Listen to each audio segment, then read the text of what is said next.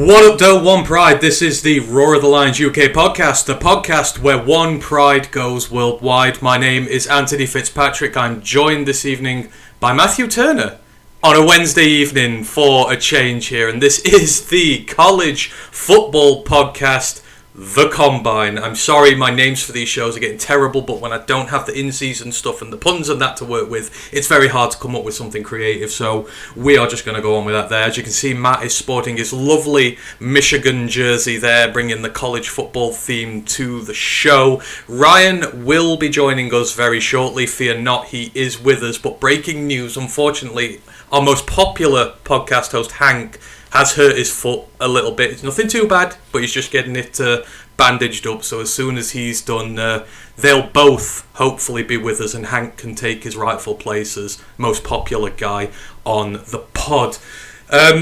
So today we are going to be chatting Combine. The Combine has just come and gone. There are a lot of storylines coming out of the other side. We are going to be talking about players, position groups, whose stock's gone up, whose stock's gone down, all that good stuff. And as always, if any of you following us on Twitch, YouTube has questions, put them in the chat. It could be draft related, it could be college football related, it could be Lions related, whatever. We're going to have a bit of a free slate this evening, and then we're going to take a look at the Pro Day circuit. The last stop on the path to the draft has already begun. Pro Days began yesterday, they've been going on today, so we're going to list off all the teams, when their Pro Days are, the players we're looking at, who needs to impress in one last gasp before the draft. But before I do, please let me bring in Mr. Matthew Turner. Hope you are doing well on this Wednesday evening. It's good to have you on a college show. It's nice to be on for once. I always miss it because I feel woefully inadequate on a college show just because I haven't done the work. And while I still don't feel like I have done enough work, I did watch some of the Combine, so I thought I'd grace the show with my presence. Oh, no, absolutely. This is where we can talk about the Combine in more detail. If you fell in love with a player, if you started to hate a player more, this is why it's here. It's for to go in a little bit more depth about the college prospects. I'll shout out everyone who's joined us so far. There are a lot of people knocking around this evening. So Mike the Marine is around in Twitch. As always, he goes, howdy UK Lions. He goes, just finished listening to Eric and Jeremy. Yes, Pride of Detroit, I believe, has just finished. Usually a good stream there with those guys, so hopefully that was a good show, and now you get to come straight into ours. And then on YouTube, well, a lot of people knocking around this evening. Craig Ferguson is in the chat. He says, good, whatever time of day it is in England, gentlemen. JMO liking a tweet, been overblown. It is 7:30 in the evening here, quite early for us doing one of these streams. Yes, JMO, Lamar, we're going to talk about that in a bit because there's a lot going on, and it's getting frustrating, this stuff with Lamar and Anthony Richardson. Dual threat quarterbacks are going to be the death of me. Perry Ball is in the chat. Grandizer 12 is in this evening as well. Chrome is in the building. He says, what's up, my man? Lions Rumble, the best beard in one pride on the internet, is here. Hope you are doing well, Rumble.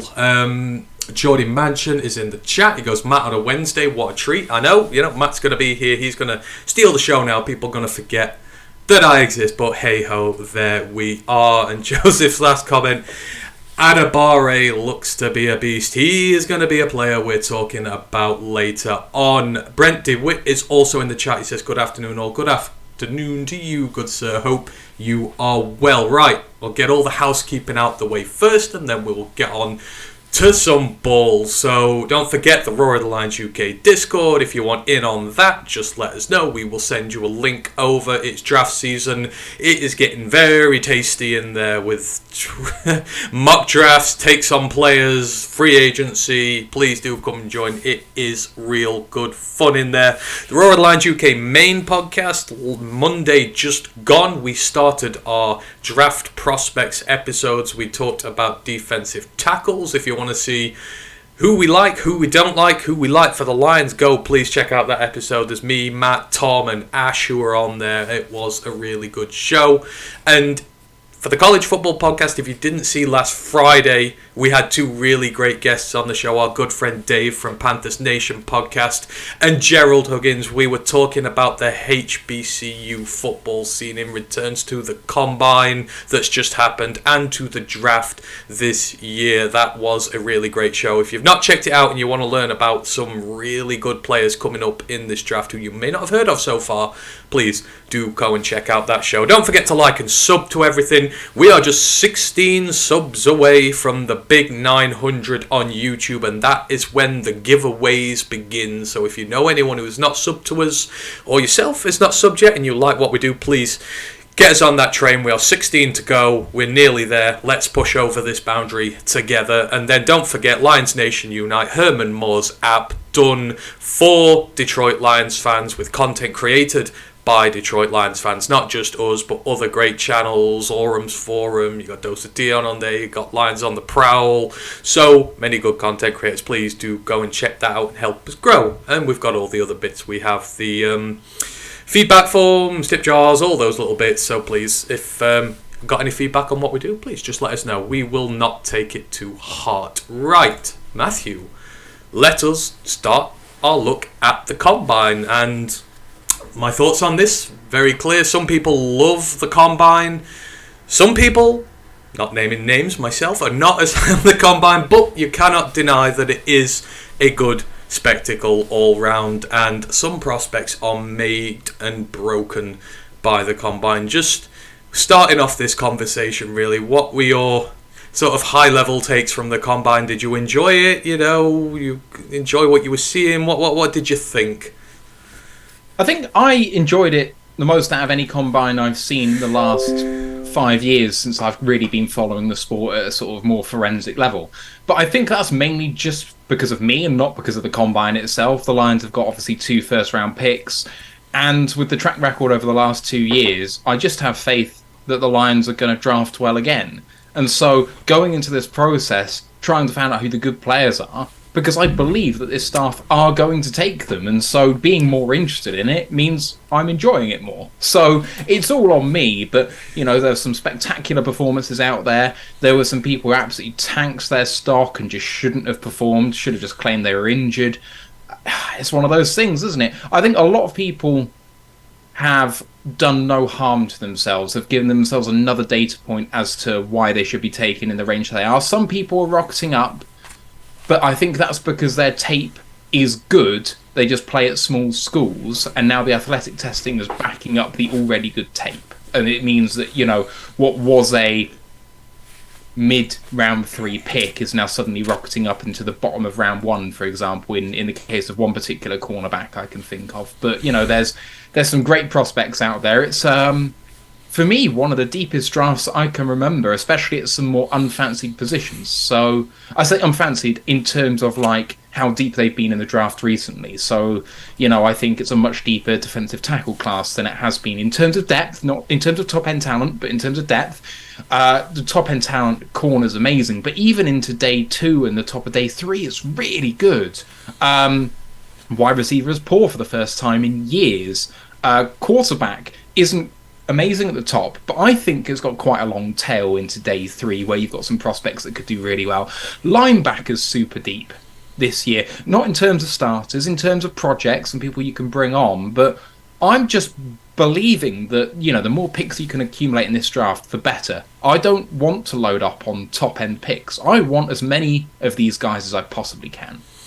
Yeah, I think that's the thing with me as well. There are so many deep classes here, and people say this is a weak class. At the top, it sure is weak. I think there are the prime positions, the classes are not like they've been in recent years. You mentioned the offensive line is not there, the wide receiver is not there, the QB is not there. Are we getting raided? Raided by Pride of Detroit. 56 hey, people. Hey, Pride of Detroit, hope you're doing well. Love you guys always, even though your food takes are really bad. But, you know, there we go. We're all in this together. Hope you're doing well, Jeremy. Hope you're doing well.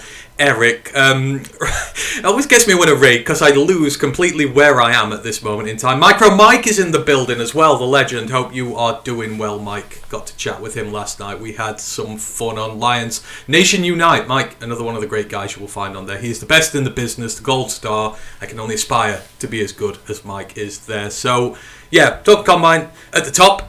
Yeah, it's such a pain because so many of the prime positions are just not there this year, but the middle and the later picks, amazing.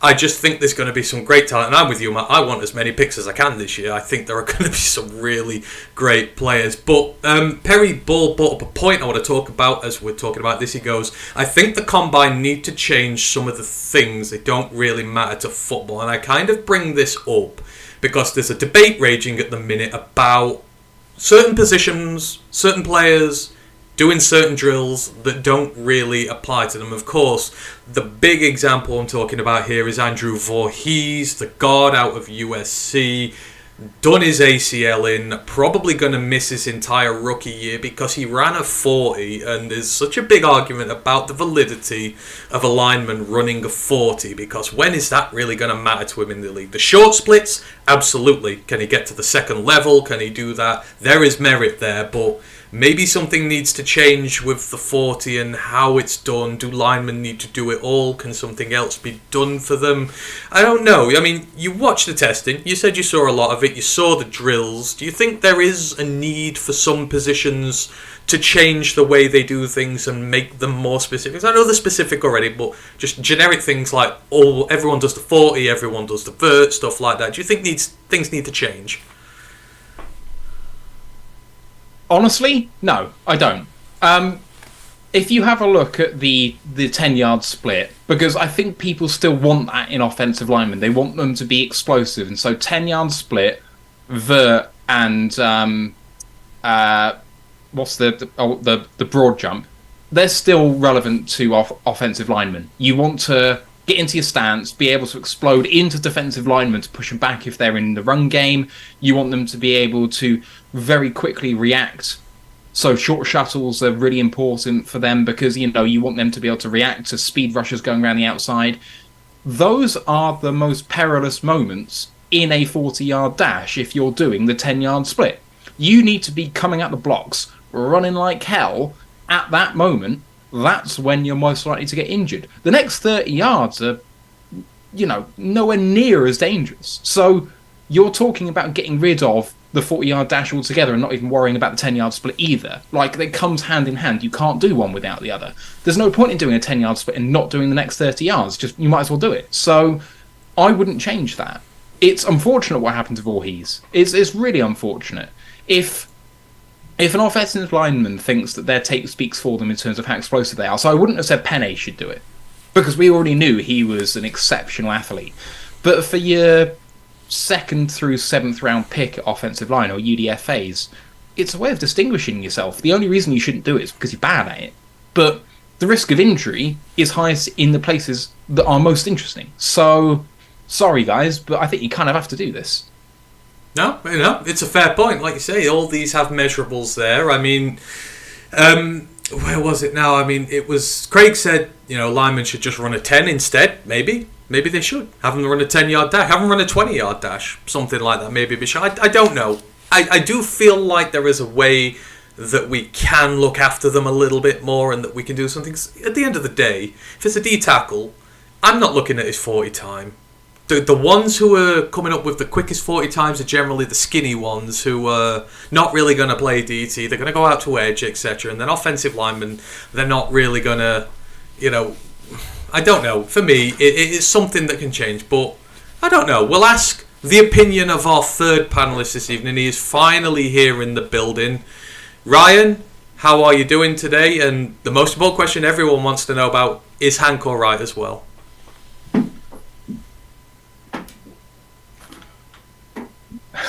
Oh, I don't know if he can hear. I don't know if he can hear me just yet. I'll ask him that in a minute when he comes into the conversation. If you've got questions, just drop them in the chat. Perry, I can see yours about the visiting prospects. I will get back to that soon because we'll sort of cover all this there.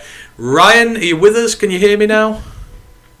I can hear you now, yeah. Excellent. I say, I hope you are doing well, and what everyone wants to know as well. Hope Hank is doing well as well. No, he's not happy. Oh. We'll have to get a makeup remover and like tape it to his paw because he's got a cut on it so I can go to the vet. So he tried to bite me, tried to put it on. Oh, bless him. Oh, I hope he's all right very soon.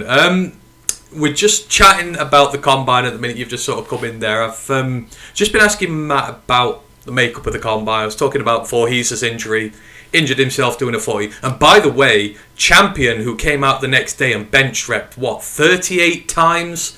I don't think I could bench like 3.8 times fully healthy, and for him to come out and bench 38 with a torn, shredded ACL is quite something. But I don't know, what's your take on this, Ryan? You watch the combine, you watch the drills, maybe not for every position group, but do you think there need to be changes made to the way that some of these guys are evaluated? Because in fact the 40 for these bigger guys, they can get injured in them, and maybe it's not necessarily the thing they need to be known most for when they're coming out of a combine. I'd say they could get rid of half events. 40-yard dash is absolutely useless. I think it's pointless. Don't prove anything. It doesn't mean anything to any position, I don't think, realistically.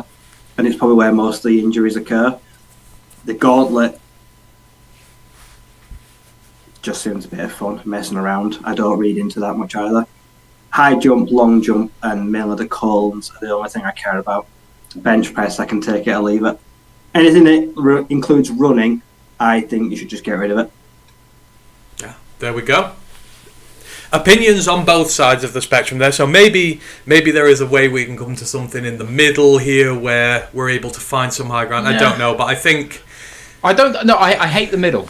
Choose one or the other. If you're going to do the running events, do the running events. And if you think it's too risky, don't do the running events. But if you have some of the running events and still cause injury, what's the point? Do them all or don't do them. Like, I don't want the grey. Give me black or white. There we go. All right, that's fair. So Perry Ball goes, they play football in 10 or 15 pounds of protection gear. That extra week changes the times versus just in their underwear. Of course it does. I mean, there is the whole thing. They're in the pyjamas. It's different when you're in gear, when you're in a real life situation. I do think it needs to change. I think there needs to be some form of change. But what it is, I don't know. But we will see. All right, let's move it on to some of the stories that are coming out of the combine before we talk about players we...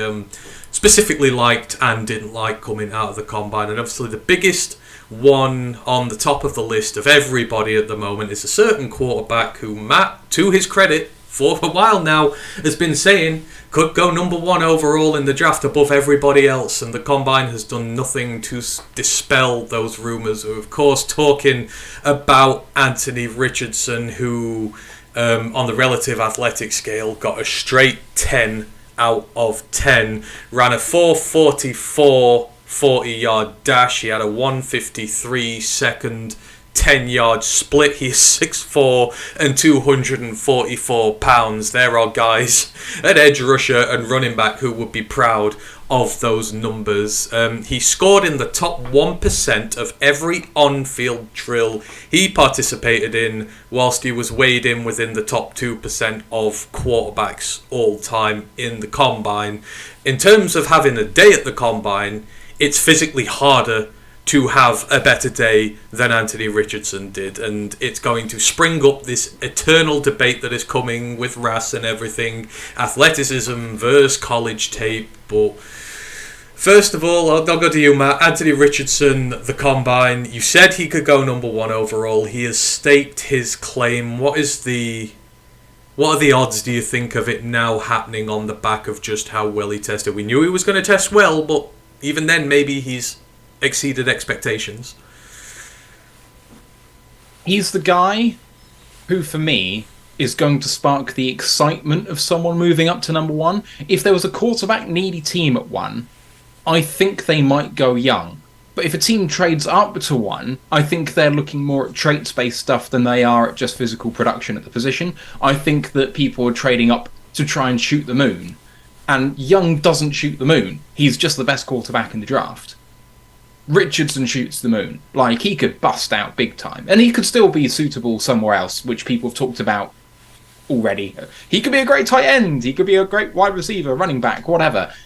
He could also be the best quarterback in the NFL. Like, his ceiling is best quarterback in the NFL, and I won't hear it any other way. Like, there are people saying out there his throwing needs work. Of course it does. Every quarterback in the NFL, in the draft, needs work on their throwing. Young needs work on his throwing. Stroud needs work on his throwing. They're better than Richardson at their throwing. But one of the reasons why I said that he could go 1, or that I thought he would go 1, is because I knew how well he'd test. And so this isn't really another data point in his favour. Everyone knew how athletic Richardson was. I just knew that everyone would react like this to it. So that's why I made the prediction beforehand. Not to try and pretend I'm being too clever now or anything like that. It's just everyone's going to overreact to what you can do. The thing is, there are people coming out saying athleticism doesn't matter at the quarterback position. And you know what? Passing is the most important thing. Of course it is. But anyone who's going to tell me that they'd rather have Tom Brady athleticism over Anthony Richardson athleticism is mental. Like, sorry. Richardson's rushing threat, if you build a Lamar Jackson style offense that's RPO based, quick throws, and otherwise handing it off to a running back or zone reading and him taking it himself, and you don't think you can win with that offense day one, I think you're nuts. Like, Richardson can win day one. He doesn't have to throw the ball that well. And he can get there. His problems are not that big. It's foot mechanics. His throwing, in terms of touch, in terms of catchable balls in the short to medium range, is really nice. The problem is sometimes he doesn't put it in the right place, but he throws it with a lovely arc, with nice feather on it. It's just he needs it sometimes to go in a slightly different place. And so, sorts his feet out, I think he won't be too far away. That's why he's my number one guy. Because I don't think his problems are so far away from Young's that he'll be right there. And in the meantime, he can burrow through people like Cam Newton, just blow him away. So, give me that guy. So... It's very easy to describe AR here. So Geordie puts it right. He goes, AR has the highest gap between floor and ceiling I've ever seen. And Craig Ferguson goes, AR's film is amazing and awful at the same time. And I think that's the thing. He is showing like 0% plays and 100% plays. And it's like, where the hell is he going to average out in between those? If it's in the upper half, he's going to be a damn good player. If he's in the lower half, he's going to be one of the biggest busts of all time, and that's just the uncertainty there with him. Ryan, I know myself and you, we've been sort of meh about him, about what's going to go on that there, but did the Combine change your mind? I mean, like, we knew he was going to test well athletically. Did you see anything that moved the needle for you with him? No. I knew he was going to test well. The Combine didn't prove anything I didn't know about him. Half the drills he did means fuck all to the QB position. The Combine is the least important to the QB. I say the things he has to work on, you can't see on tape. You can't do in a drill. Like I say, he's throwing off his back foot. It's not getting his feet set when he lets go of the ball and then it loses trajectory. Or just flat out, sometimes his decision making is terrible. But when you work risk be reward, he has to be the best QB in the class. I'd say he's got a good 70% chance of being a total bust. Honestly, if you get that 30% chance, he's going to be like Andrew Luck plus like RG3. Like, you could see that kind of combination. The size and the elusiveness, he could be a game changer. But he's also very prone to get injuries like Lamar and RG3. Being that mobile, wants to tuck it and run. He will put himself in risk. He will put himself in bad position. The fact the Ravens don't want to pay Lamar or negotiate any further, does that say that some people in the league are worried about this style and the potential fragility of a QB of his stature and how he wants to play? Possibly. But if you want to start a QB on day one, you're probably safe with Bryce Young. The expectations won't be too high, but the floor will be low. But if you're willing to wait a year, 2 years, do you think you're ready to start Richardson? And you're willing to trade up high enough and give up enough instead of paying Lamar Jackson and just giving 2 firsts? Someone will probably do it. Like I said, you're weighing up those 2 options right now. Like, they're very comparable situations. Do I think Antony Richardson is right for the Lions? I'd say I'd lean more on the side of yes, because we've got no immediate need to start him. We've got an O-line that, yes, it needs paying, but it's going to give him the best possible protection from day one that he couldn't get. If he goes to Houston, he's kind of fucked in that sense. But do we have bigger needs in a quarterback that may never pan out? Yes, of course we do. So he can make a very strong case for both of them. I think the first 3 picks in the draft now will be quarterbacks. I think it will be CJ Stroud, Anthony Richardson, and Bryce Young. Bryce Young is now my QB3, and I can't believe I'm saying that. He has slid because I just think he's so safe. There's just not that excitement. I don't get the excitement. And I think that's the thing with this QB class. You've got 2 safe guys, 2 potentially huge home run hits if Levis becomes as good as he does. And I think that's where the conflict is going to come here. But, you mentioned Lamar and what happened there. I want to throw out a quick hypothetical here for you. So everyone knows about Lamar Jackson. Restricted, hang on, he's had the tag put on him, the non-exclusive tag, so people can buy him for 2 first-round picks and his contract, providing that the Ravens can't match it. So, people talking about Richardson to the Lions, people are definitely talking about Lamar Jackson to the Lions because I've seen it everywhere. So, hypothetical question here. Give up 2 first-rounders and Lamar's contract to get Lamar, or trade up for Richardson and effectively spend 2 first-round picks on him going up to get him. Which one would you pick? Richardson. The contract just puts me off giving him like $220 million guaranteed. It just means we cannot fix our defense, which is pretty shitty. I don't care about the 2 picks or whatever it takes to trade up with the rookie contract. San Francisco used 3 first-round picks to get Trey Lance. They didn't use him and still got to the championship game. Richardson. So it doesn't screw you up long term, even if you trade multiple firsts for doing that, because the most important thing is money. The cap doesn't exist if you want to be up against the cap as much as possible, but you know what? It's pretty nice to have, because when you have, like the Bears do, $150 or $120 million in cap space, what happens if you go balls to the wall when you have that much cap space? So, New Orleans have all of this room to maneuver. If the Bears sign loads of people and backload their deals, they can have 53 star players for 1 year if they really wanted to. Saints can't do that.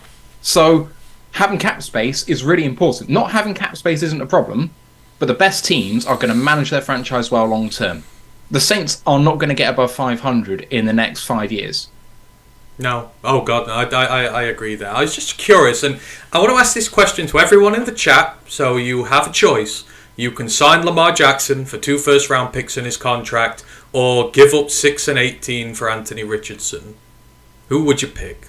The way this is panning out, the only loser is Lamar Jackson, because all these teams are saying, we're not interested. So now he has to lower his asking price because Baltimore don't have to back down, because there's no competition for him. So let's say he can play on the tag, he can sit a year, which hurts himself, and not sign the tag. But what does he really prove?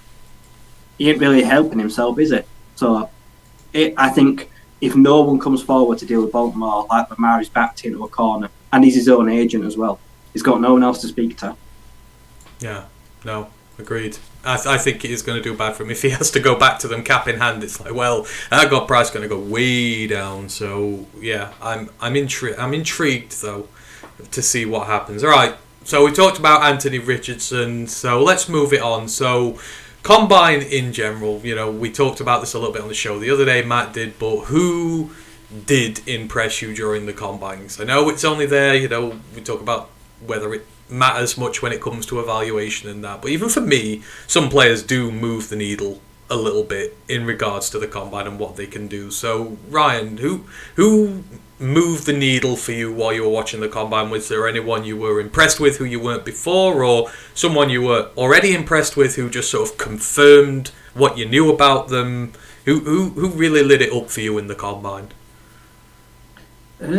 Quite a few guys actually. Like I said, I really liked the safety group. I liked Sidney Brown, the guy from Illinois. He looked good. Trey Dean as well. he measured in at a good 6'2", and he looked really smooth in his drills. He had a really good day all around. The safety from Florida, so 2 guys there. I was disappointed with the majority of the linebackers. Like I said, I'm actually kind of going off this class a little bit. There's the names. I love Jack Campbell and Trent Simpson, and Dan Henley. Those 3, I thought just backed up what I needed to see. The rest of them, I'm really going off Noah Sewell and guys like that. Like I say, really tested Paul. Like I say, he just looks slow and sluggish. He's a designated pass rusher. I would not trust him in my life to play him at Mike linebacker.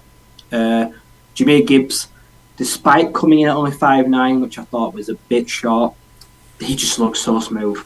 The drills, the cuts are crisp. He doesn't lose any speed. He doesn't lose any momentum. He doesn't waste any energy. It just looks really good all round. I'm just really warming to a second-round running back. Ibrahim as well looked just as good in that compact stature. Like I say, he's had a rough year or 2, like say injuries, niggling like that. But yeah, he confirmed that despite the small stature, he's still incredibly stacked, but also got lots of talent to work with there.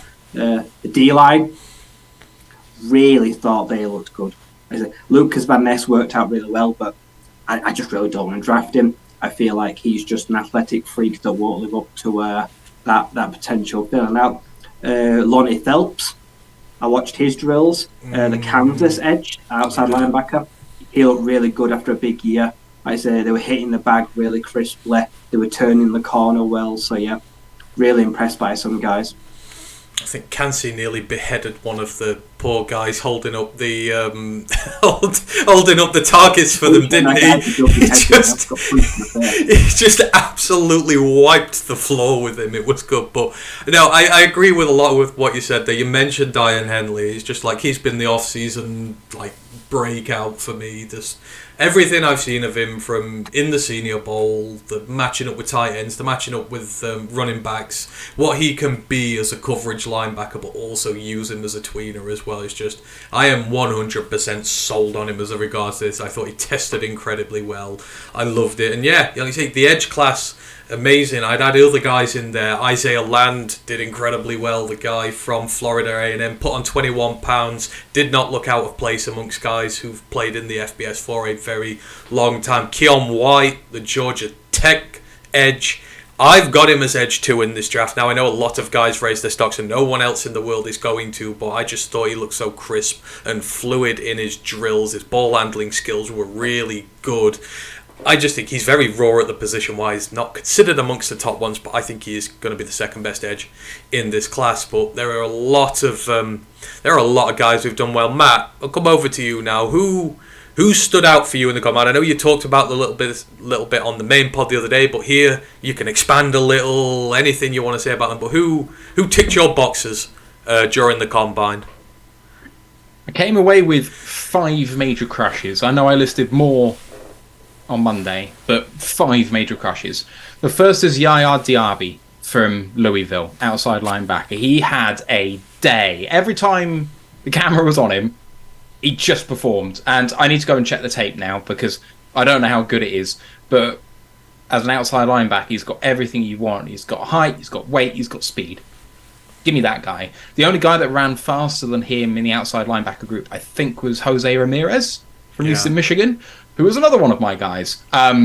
Just like the look of him in drills. Looks so smooth. The thing is, sometimes you can run quickly straight, but can you do it sideways? As an outside linebacker, you need to bend, and you need to be able to catch a ball sometimes too, and he looked good in both of those disciplines.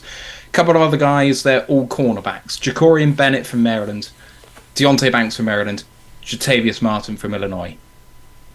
Just absolutely had days. This cornerback class is so deep into day 3. It's ridiculous. Like, just at any point, picking quarterback is going to be a good decision in this draft. We could take 3. I really think we could take 3. Yeah, it's deep all over the class. And, you mentioned cornerback there. So, right, we knew what Christian Gonzalez was going to be when he went into this combine. We knew he was going to jump out the building. We knew he was going to test well. But no one had him as cornerback 1. But once the combine has come and go, well, people did have him as cornerback 1, but not as many as do now. There's a lot more clamour for him to be cornerback 1 after the combine. We knew what he was going to do here. I mean, are you buying into him being cornerback 1 now? I know Devon didn't test. He had an injury. He will perform at his pro day, which is this week on Friday. But are you buying into the hype from the combine that he's now cornerback 1 on the back of this performance? No. This year for Christian feels like a flash in the pan. I know he got like 4 interceptions and multiple passes defended, but I look at the rest of his college career. I think he was at Colorado Buffalo? I think so, yeah. He only spent a year at Oregon, and before that, there's very little on him, like you say. He got through into a position, like 1 year, was one of the best defensive backs in the nation. Yes, he tests. I know he measures up like nearly 200 pounds, 6'2", combined really well. Limited production, it just kind of irks me a little bit. Like I said, I've just seen guys test out like him. Like we all remember Byron Jones, absolute freak that tested out ridiculously well. Turned out to be what I thought was an absolute bust at safety. Obi Melifonwu did the same thing. Limited college production, went to the combine, absolutely killed it. Got drafted in like the 2nd round, and before he could spell Mississippi, half these guys were like out of the league or at a different position. So they do it. I do still like Devon. It's a shame we couldn't have seen him. What you can do at your pro day does not come anything close to what you can do at the combine. It does not matter now what he does at his pro day. People are just like, we didn't see you in Indy. We don't care. Like I say, he could run a 4.3, and I just feel like he just won't be as good. People will question the testing, the equipment they use, all the timings and all that. It's just an issue. For me, I thought Joey Porter Jr. tested really well. I still feel like he's the most well-rounded guy that's got the production on the field to back it up. So, but if between 6 and 18, the Lions take any 3 of them corners, even 2 of them, in any pattern, I'll be delighted. I just know there's a lot of hype around Gonzalez yet. I'm just not buying in just yet. If we took him at 6, I understand it. It does make a lot of sense. For Gonzalez, he had a great day. His tape doesn't match up to his athleticism. You see on tape the athleticism at work, but it's at work because he doesn't read the game well. Like, he has to catch up to people because he's misread what's happening, or he's getting beaten off the snap. Now, he might learn that, but he's not a very aggressive corner. Like, you need to teach him to be aggressive, and aggression's one of the premier cornerback traits. Like, you do get some guys like Okuda who are very zen and very just go about their business. But I want a quarterback who's going to be pissing wide receivers off, to be quite honest. Like, aggression sometimes just gets one of those things, and I'd rather take Ringo later into early round 2, because yeah, maybe a bit boom or bust, but he could be the next Trayvon Diggs. Boom or bust prospects might not be great in coverage, but gets 10 interceptions a year. That could be his year 1. And I think the thing that I've learned about this cornerback class is that there's probably 12 to 15 guys that I kind of like or really like. So I don't think we need to take one at 6. Why don't we take 2 in round 2? Or something like that. I don't think there's any need to take one in round 1. Maybe you're missing out on a premier guy, but there's just so much talent there that there isn't at other positions. If Carter's on the board, he's the only good defensive tackle in the class. If Will Anderson's available, he's the only premier edge rusher for me in the class. At that blue chip talent. There's no blue chipper at cornerback. I don't believe any of them are blue chip talents. So let's wait. There's so much depth. The drop-off isn't as big there. I'm out on corner at 1. I don't want one. No. It's going to be one of those that rages on to the draft. I don't think there's going to be a cornerback 1 come the draft. I just think it's going to be teams who have their own preferred style of player, but I'm still putting an over-under of 7.5 on corners drafted in the first round. There's going to be a lot. I may even upgrade it to 8.5, depending, but we'll see with that Could one. you mention Jalen Carter as well, a defensive tackle? because I'm sick of hearing about Kalijah Kancey. He is not to the point of, I don't care how fast the 40 is. He's 6'1". Of course he runs a fucking fast 40. Yeah. He's not. He will not win at the next level. I guarantee it. He will not win the 1, the 3, the 4 at the next level. He will get swallowed up by double teams. NFL centers, I think, will jar him. He will have nowhere near the impact he's had this year at the next level. He's James Houston. He's James Houston. I think you kick him outside. Yeah, he cannot play the position he's played this year, and that the system he plays at the next level. He's just too small, and I don't care how athletic he is. I don't want him at 18. I keep seeing all the mocks at 18. I don't want him. Deathman agrees with you, Matt. He goes, I completely agree with Turner here. Wait on cornerback. Well, okay, you mentioned defensive tackle, so maybe Kancey isn't number 2, but is Brian Breesy number 2 once more? The guy who was slipping down boards. I mean, he's slimmed off a bit. I think he came in at about 298 pounds, 6.5 foot tall. He ran his 40 in a 4.86. We know Breesy's athletic for a defensive tackle, but the knocks are the injuries and that, but he, for want of a word, looked dominant in his drills. And again, this is drills in your pajamas. It's completely different to what it is in the NFL, but you're asking him to look in good health and to test very well. That's what you're asking of him here, and that is what he did. So is he kind of taking his position as DT2 back, do we reckon, from Kancey, or is it still a bit push and shove between them? I don't know. What did you make of Breesy's performance, Rye? I loved it. Do you know what? I've had my doubts in the last 18 months, but the combine showed me that he is able to, one, carry the weight well, which a lot of guys can't do. He's got a good frame. He's athletic across the board, like you say. The cones were fine. He can turn the corner. He's good in a straight line, which isn't that important. I trust the bench.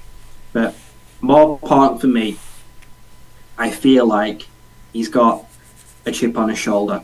Like I say, I know like 18 months ago, I know he lost his sister. I know he's playing for a cause in college. Like you say, it really affected him, and it came through it. He's faced adversity, like I say, with his family, with his health.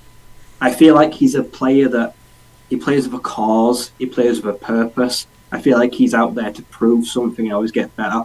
I feel like right now he has to be DT2. Like I say, I won't take him at 6 if Jalen Carter's gone. No, if he's there at 18, I think he's a very credible option. I feel like he would really fit in on this team. I feel like he's got something about him. I feel like Dan Campbell would kind of love him, resonate with him. I feel like there's some emotion, a bit of passion there. There's a lot of guys there that are just kind of cold and they just take this as a workout, but I feel like it means a little bit more to guys like Brian. So, Matt, I know you've kind of been leading the chatter on maybe him dropping a little bit. Is this combine made you reconsider that maybe? Is he in play at 18? He's not in play at 18. But he's still where he was for me, which is a fringe round 1, high day 2 prospect. He's 24 to 40, super comfortable taking the risk at that range, because the floor for him isn't terrible. Like, at his worst, he's still doing a job for you. It's just not what you want at the position. I agree with Ryan that he is a Dan Campbell player. You can see him with a grit on his shirt. Like, it just fits him really well. And he's not a day 1 starter. You're taking him as a project because the talent is there, and actually the technique is there, but the production and the level of play isn't. He needs his confidence back. Think about Jared Goff arriving from the Rams. That's the sort of confidence this guy is running with right now. We need to build him back up, or someone does. And I mean, are we expecting to win the Super Bowl next year? If we are, I don't think you take Brizzy, because I don't think he's going to be ready to contribute that early. But if you're saying, I want to win the Super Bowl in 2024, he's a guy you should consider very highly. So I would be very happy taking him if we trade back from 18 a little bit, or if we trade up from our first, second round pick just a tad to go and get him. That's fine. But it's just a bit too rich at 18 for me, to be honest. I just think you can get a bigger impact player there. Okay, that's fair. I think, again, one of those polarising players, I think, going forward. I see some Lions fans who love him, some not there. But I'm glad he had a good combine. Like I say, with everything he's been through, he's shown what he can be at the next level. So that's great for him. And while we're on the defensive line, Ryan mentioned that the defensive line had a great week at the combine, and that is true for several guys on here. And there's one whose name is getting mentioned a hell of a lot, which was not getting mentioned before. Maybe some might call him the breakout star of the combine on the defensive line, and I've been learning this for a very long time. I've done it before, but we're of course talking about Northwestern D lineman. So that how you pronounce his name, it's Adetomiwa Adebare. So I'm going to say Adebare for now, but we're talking about Double A from Northwestern. So in terms of his combine, blew it out the park. Every single drill he got involved in, he was maybe the best guy in his group at the combine. Probably the best of the lot of them. Now, I think this for me is a big argument. You know, we talk about RAS and, you know, athleticism against college production, etc. I think Adebare is going to be a big sort of look into the future about just how much athleticism can propel a guy up there. Because right now, I'm not going to lie, the only reason I draft him for the Lions is so that I could go on Luke G's show every week and listen to him pronounce his name. I would love that until the end of time. I'm sorry, Luke. I love you to bits, buddy, but it would be fun to see that. But he had a great combine. But in college, the production has been okay, but it's not been there. And I'm not going to hear that he's from Northwestern. You don't get love there. You know, Rashawn Slater, no shortage of love for him in the last draft. Peter Skoronski is considered a top 10 pick this year. And even Evan Hull, who was in one of the best running back classes of all time, I think I'm ready to call it at this point now, he's getting love in there as well. Whereas Adebare, there was radio silence before the combine. Now everybody is talking about him. Matt, I'll go with you first this time. What did you make of Adebare? Did you enjoy what you saw with him? Is this someone you've got to go back and look at a second time and consider him for us now? Yeah, he had athleticism I didn't really know he had. I knew that he was meant to be good, but I didn't realise his talents were that big. Now, I know the tape isn't as good as that. I need to go back and have a look at it again just to double check that. But it has moved the needle for me because obviously his ceiling is higher now than I thought it was. But he was regarded like he was because he hasn't produced at the college level massively. So he's still a project. And I mean, he's a tweener, and I don't really like tweeners on the defensive line. I don't want them. Decide who you're going to be.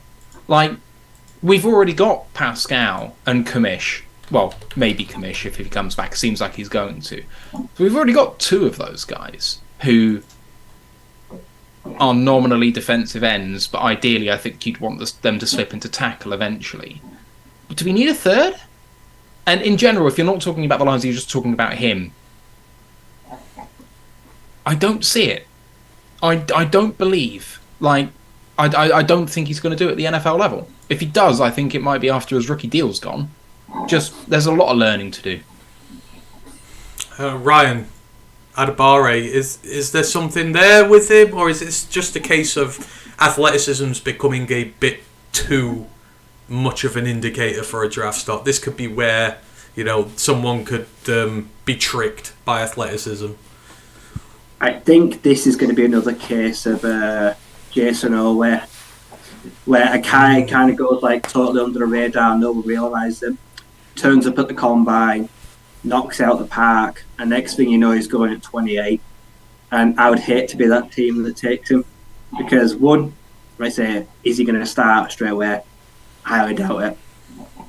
Rotational piece. Is he ever going to find a slot? I suppose he's very scheme dependent. I say it depends on what front you're going to play, where you actually put him in. You're going to take a year to work out where he's best played. 3, I suppose lack there of production. Like say, he wasn't exactly dominant at Northwestern. Even other players at other positions at Northwestern were really big players, but he wasn't on a consistent basis. I think he's going to rise because there's kind of a huge cliff at the defensive line. There's loads of guys in the middle that kind of need to separate themselves from one another. I feel like he's probably done that now, but that maybe says more about everyone else than it does just him. I say lots of the guys, like say hitting the bags, the drills, the gauntlets, they look fantastic, but I just can't say that 90% of them are going to translate into any real production at next level. So I'd be very wary about taking him. A solid day 2 option for a team that doesn't need a day 1 starter. If you need a day 1 starter, just don't do it. Yeah, it's just I don't see it either. When you're coming up against the good teams, especially in the Big Ten, there are lots of pro-ready offensive linemen in the Big Ten. You play against Ohio State, no sacks there. Both their tackles are going to get drafted. You got a few pressures, but no sacks in that game. Penn State, no sacks. You know, these are guys who produce good linemen. Wisconsin, nothing. You know, Tipperman's one of the best centers coming out this year. They've produced good guys. It's going to be a case of, I just don't know if it's there for him. I think it is a little bit of a misleading one from here. And as Matt said, he's a tweener. He doesn't know where he's going to play. He's played most of his snaps on the edge, but he's played a lot in the interior as well. And I was talking about Jonah Tavai the other day on the main pod. It's kind of like he's good at run setting on the edge and then better at pass rushing in the interior, but it's kind of how do you scheme him to fit those strengths? You've got to move him all over depending on what play you're playing. So, sorry, Matt, go on. No, just I know that we're definitely not taking him. Do you know why? Why? He missed 25.5% of his tackles this year. He's like Siaki Ika then. That's just it's not even as bad. Not even as bad as Siaki Ika. He has not managed to get, and this is over 1,800 snaps in college. He has not had a tackling grade in any year above 59. That is not a Dan Campbell player. That's your problem. That's why I have the problem with Ika. Yeah. Pursuit and tackle. Pursuit and tackle. You saw it in Hard Knocks. Pursuit and tackle. He got the pursuit. He can't tackle.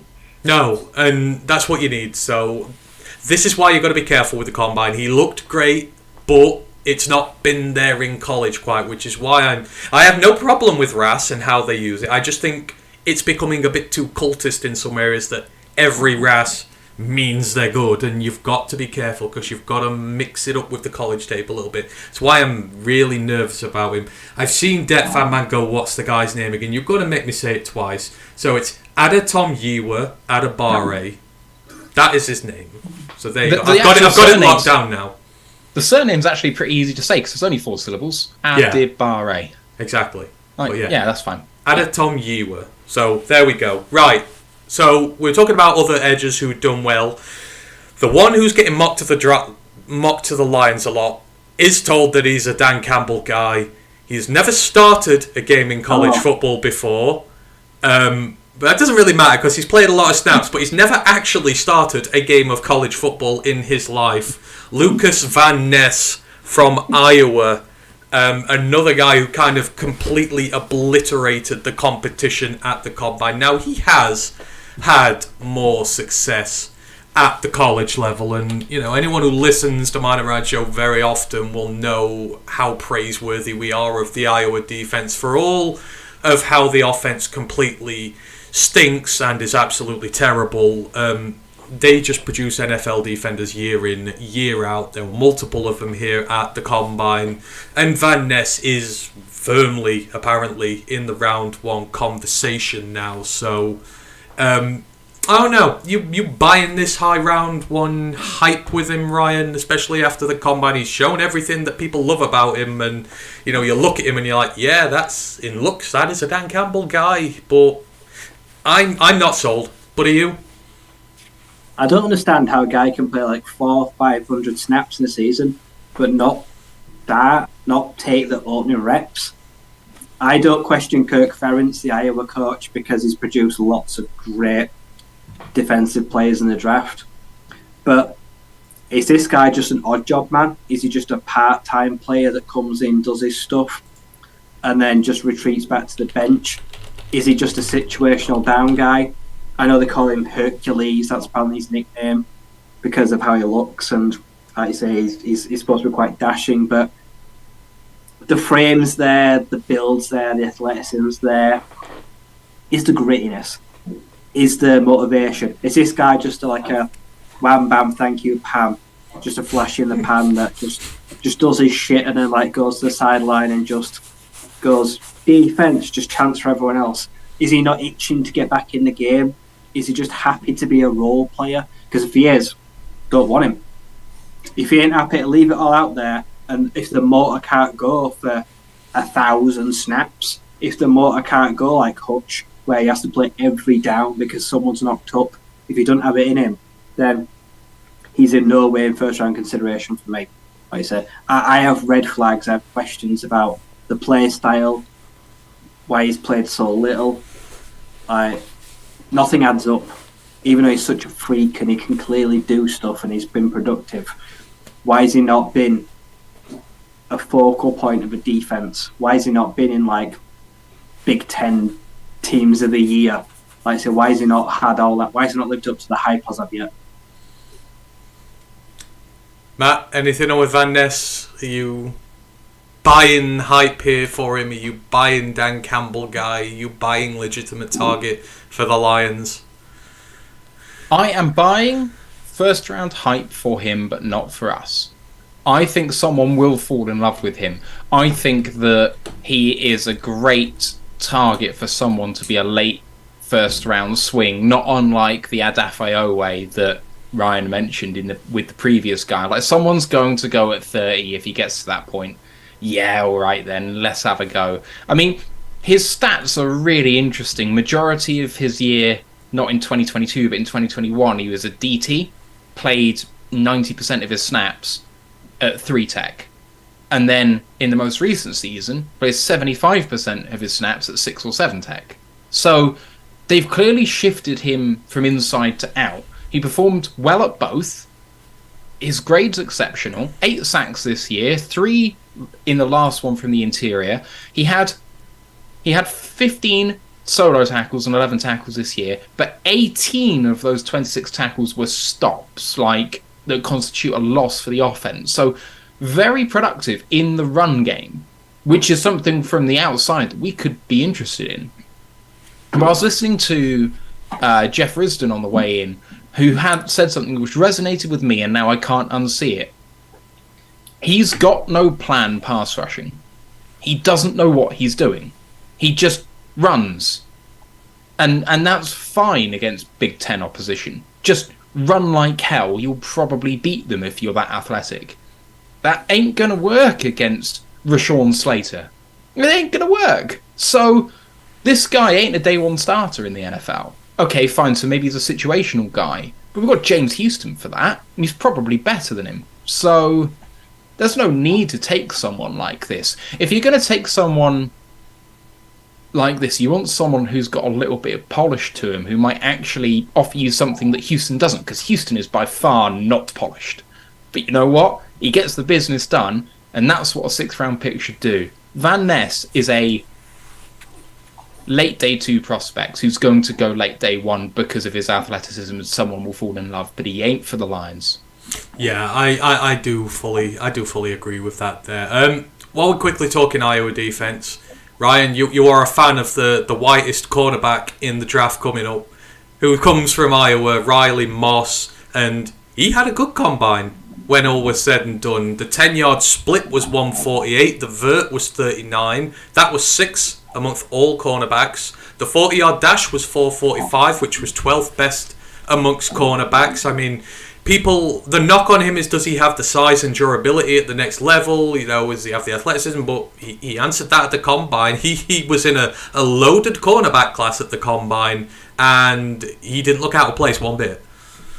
No, I've been talking about the guy for 18 months. People have only just worked out who he is. Like, he had before, not this season, last season before that when he got injured, he had like half of his season, he had like 4 receptions, 2 touchdowns. He takes stuff to the house. He's got multiple pick sixes in his career. I'm pretty sure he's one of the leaders in like Iowa recent history in touchdowns, defensive touchdowns, and he measured in at nearly 6'1". So the height's not even an issue for me anymore. Like the combine measured, he also ran the fastest time at the Senior Bowl of all defenders. He ran over 23 mile an hour. He's fucking fast. Like I said, he has got the speed. He's got production. Okay, do you know what? He don't have the weight. He don't have the build, which I understand that puts people off. But he's got the pedigree. I feel like he's a really solid day two option. I can't remember who it was. If it was Dane or if it was something like that. I saw someone had him like 79 on their big board. So people have got him inside the top 100. I feel like he's probably going to go in like the third round. He's a long time project, but the floor is not an issue. Like I said, the roof's pretty high, but I say he's not going to bust. Like I say, he's very reliable and dependable.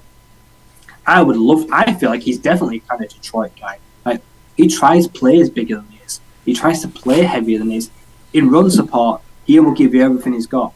And I know the Senior Bowl and sometimes the season, people have said he's got bulldozed by running backs, and he has. He has been run over, he's been shown up. That's not for lack of effort or the lack of technique. He's just put himself out there and he's got trucked. He will give everything he's got. Like I said, I would love to throw, like, say, trade back from a third if he's there in the fourth rounder. Just go take him. He could be one of those really good steals this year. And did it at the combine.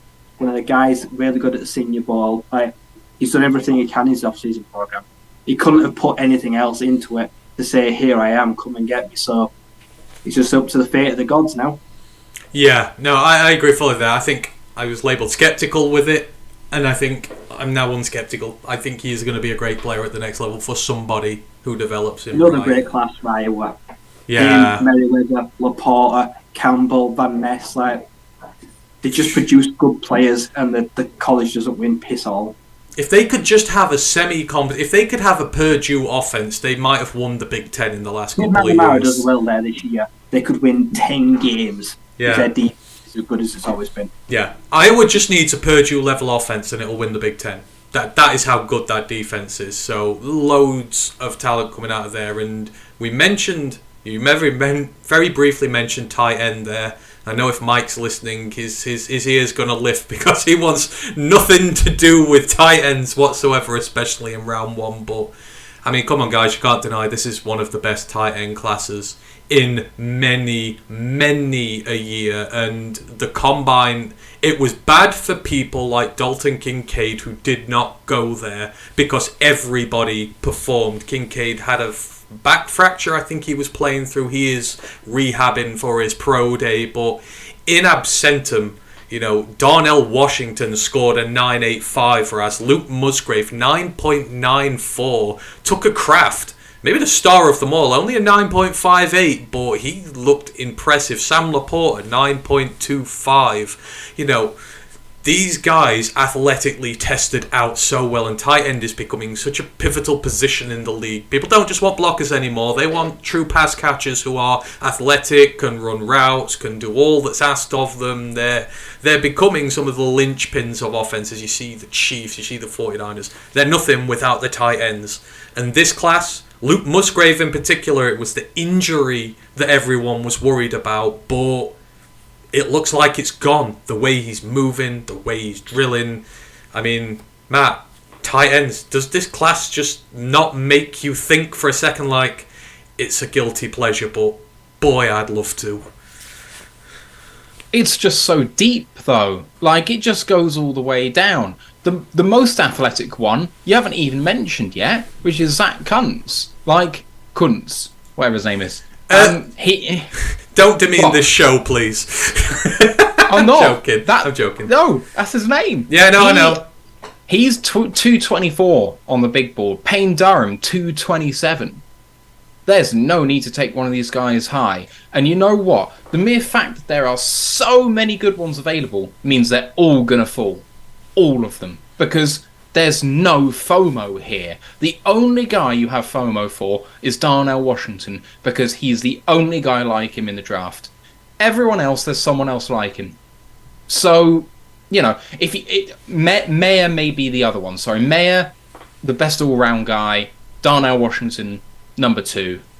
And then everyone else, Musgrave, Kincaid, Kraft, Laporta, all going to be really good players in that sort of range. And then Kuntz and Durham later. And then you've got people hanging around like Latu and Schoonmaker.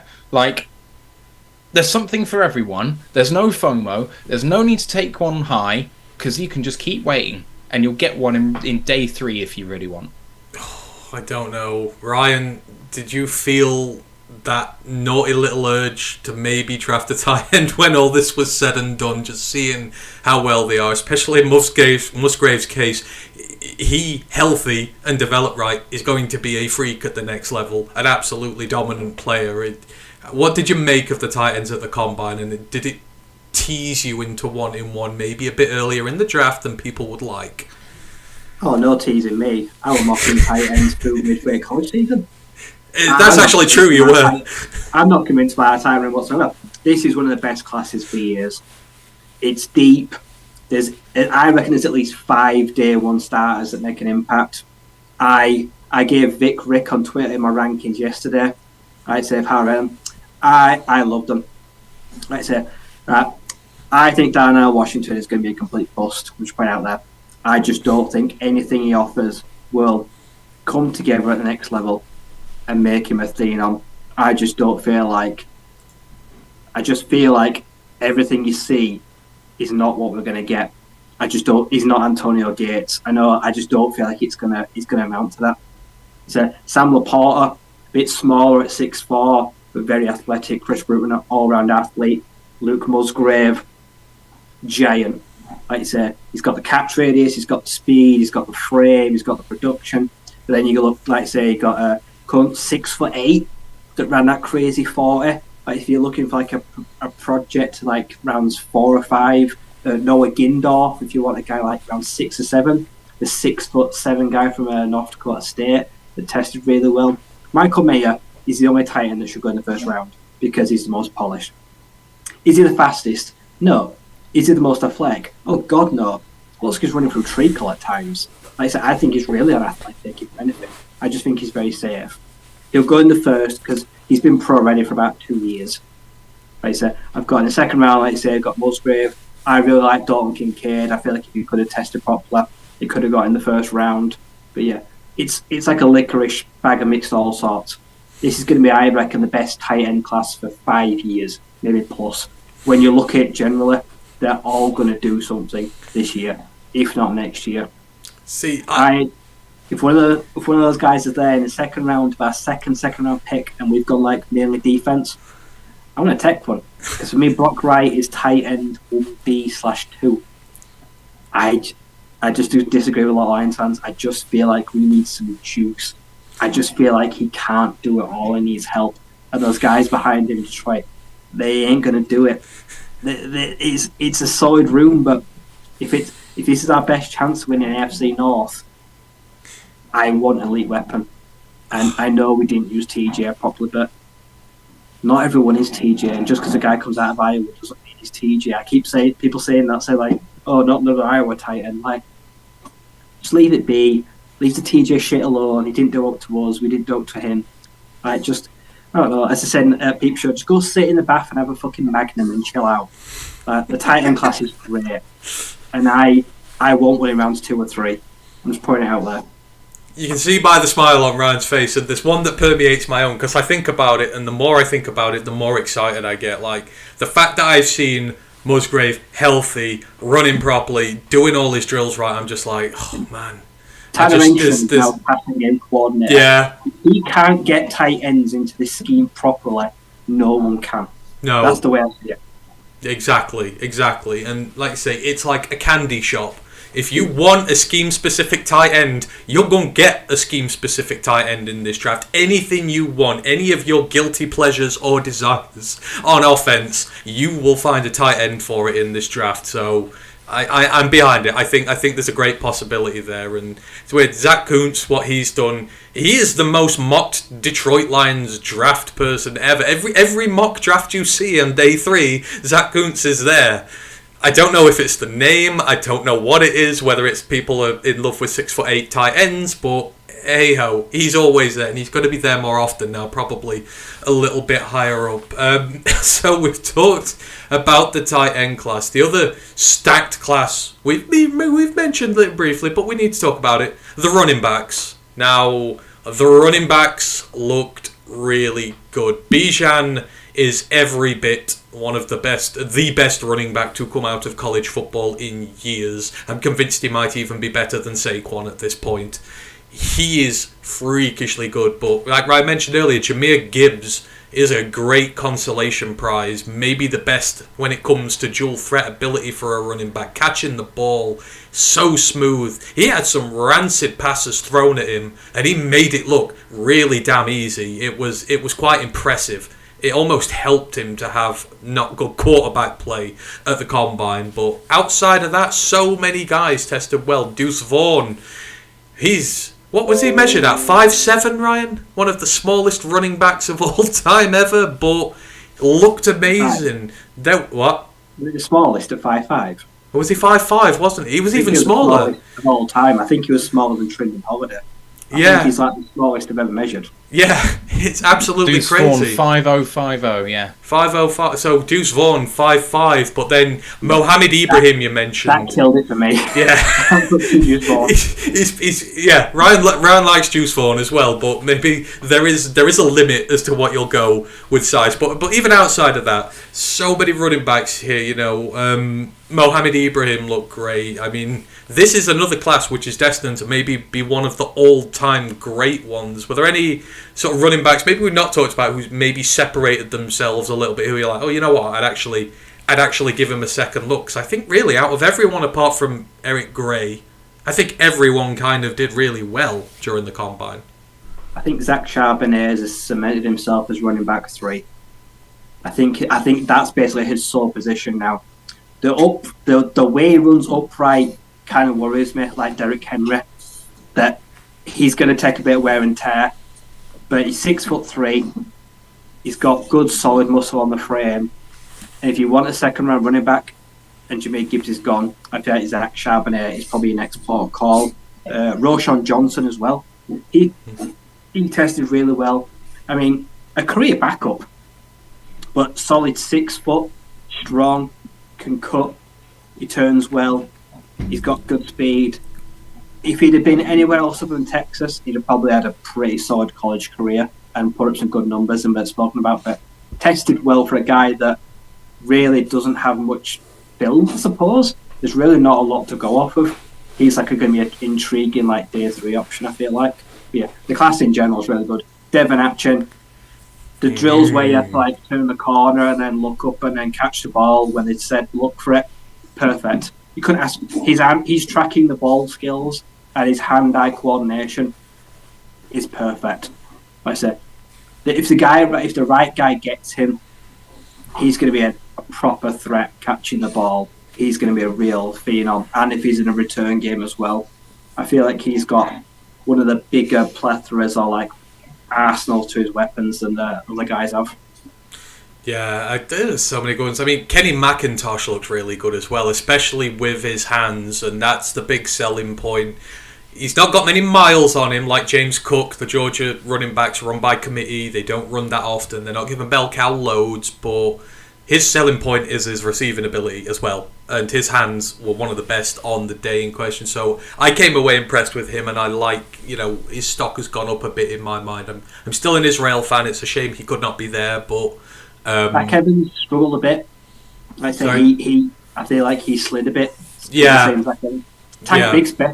Tank Bigsby looked here. He carried his playing weight and his size. I feel like he's fine all round. If you want running back in rounds 3 or 4, if Detroit are looking for someone, I'd throw a flyer at Tank Bigsby. I feel like he's the best running back in the class, but I mean, it's like playing the running back position, doing what he does. He is one of the best running backs in the class. He will take 25, 30 carries. He will get a lot of production on every carry. He is that kind of weapon there for you. I loved how he tested as well, and I think he's gone up a little bit because I think he's been forgotten about. And I think a lot of guys have just simply gotten forgotten about. You don't even talk about guys like Evan Hull and guys like this, really damn talented. Matt, running backs, Was anyone outside of the main guys maybe who sort of came to your attention, set out because of the combine? Yeah, there's loads. The thing about this class is that at any point in it, I can point to a running back I really, really like. Even down as far as 387 on the board, there's someone I really, really like, and that's Deneric Prince from Tulsa. He had a really good combine, measured really well. He's a project, but so are a lot of these guys, and you know what? He's going to be a priority UDFA probably, and he's going to do really, really well. The person who actually had the best testing, as far as I can see, hasn't been mentioned at all, and that's the running back from East Carolina, Keaton Mitchell. Yeah. Yeah, 5'8", 179. He had a 4.37 40. He had the fastest 10-yard split at 1.48. He had a 38-inch vert and a 10'6" broad. 38-inch vert was third among running backs that tested, just below Chase Brown and Tajay Spears. And the 10'6" broad was the longest apart from Chase Brown. Like, the guy just did absolutely everything he could. Whatever you wanted out of Deuce Vaughn, I think Keaton Mitchell can bring you. So I would be leaning his way. The other one, I've just mentioned him twice, is Chase Brown, who had another terrific day. So, I mean, the thing is, with how strong it is in depth, it's nothing to do with Bijan. You guys have seen my video on him, and I believe in the guy. But I don't feel the need to take him anymore. When I did the video, I was so hyped on him. But if you can get McIntosh, Spears, Abanikanda, Mitchell, Prince, Ibrahim, all of these guys, a lot of those guys I just mentioned in day 3, or not drafted, there's not a need to take Bijan, because you know what, you can get some of that electricity from some of these guys.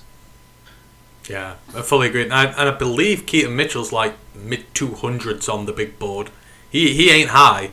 I mean, I don't think he's in a draftable position at the minute. I think he's around Mr. Irrelevant territory. Late day 3, 245. I thought so. He's up there, and that's like you say. You get a really good running back, and you'll get him all the way back then. If this is the year to test the theory of getting a day 3 running back, this would be it. But I mean, the class is loaded, and half the guys didn't even turn up who are good as well. So crazy. Anyone else? I know we've gone through a few positions of that, but is there anyone else you want to throw love to before maybe we look at some of the guys who suffered as a result of this? Anyone else who stood out for you guys? I'll go. I'll have one. Go for it. At quarterback, Dorian Thompson-Robinson. I'm sorry.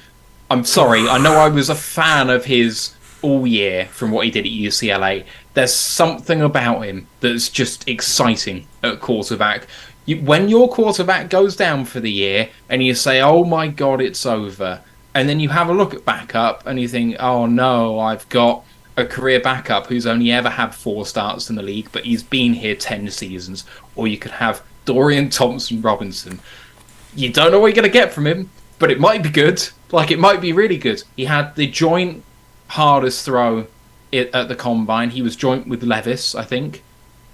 Levis is meant to be the gunslinger. Like, so the guy can throw. We know the guy can run. Can he throw well? I don't know. But, like, you can teach him that. Massive projects. He was in an undraftable position before. Might go round 6. But if we want someone that low, do you want Stetson Bennett, who might be able to run the Goff offense the way Goff runs it? Do you want Dorian Thompson-Robinson? I want to lean with the exciting guy, because if we're going to go down, at least make it fun. Oh, we've had a love-hate relationship with DTR, haven't we, Ryan? I mean, would you draft him? We had multiple 6 or 7s, yeah, probably would. I feel like if you wait to UDFA, you're not going to get him. If he goes undrafted, you're never going to get him. He's just going to have a million people ringing his phone and just won't pick your call up. So if you have to get him in round 6 or like round 7, then sure, do it. I say he can't be any worse than who we've already got or who we've already had. I don't think that's actually possible. No. Should we go Jonathan Mingo as well? That's an old Miss guy.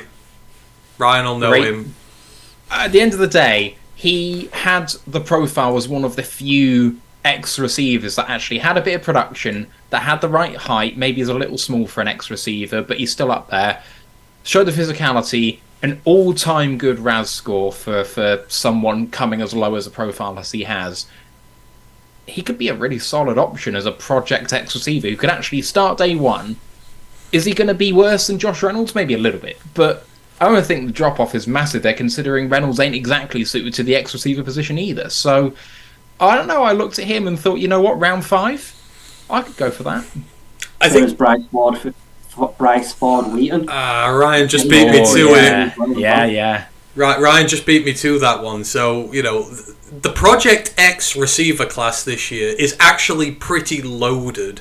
If you want to keep DJ Chark one more year and you want to draft a guy behind him to develop as the X of the future, this is the year to do it. So everyone knows mine. Puka Nacua, BYU. I think he's the guy there. But Matt just mentioned Mingo. Ryan's just mentioned Ford Wheaton. I actually really like Bryce Ford Wheaton, and he was a rare example. His college undersized him. So he was listed at 6'3". He's actually 6'4", and I think his playing weight's a little bit heavier as well. But in terms of what he did at the combine itself, I mean, it was a 4:38.40 he ran.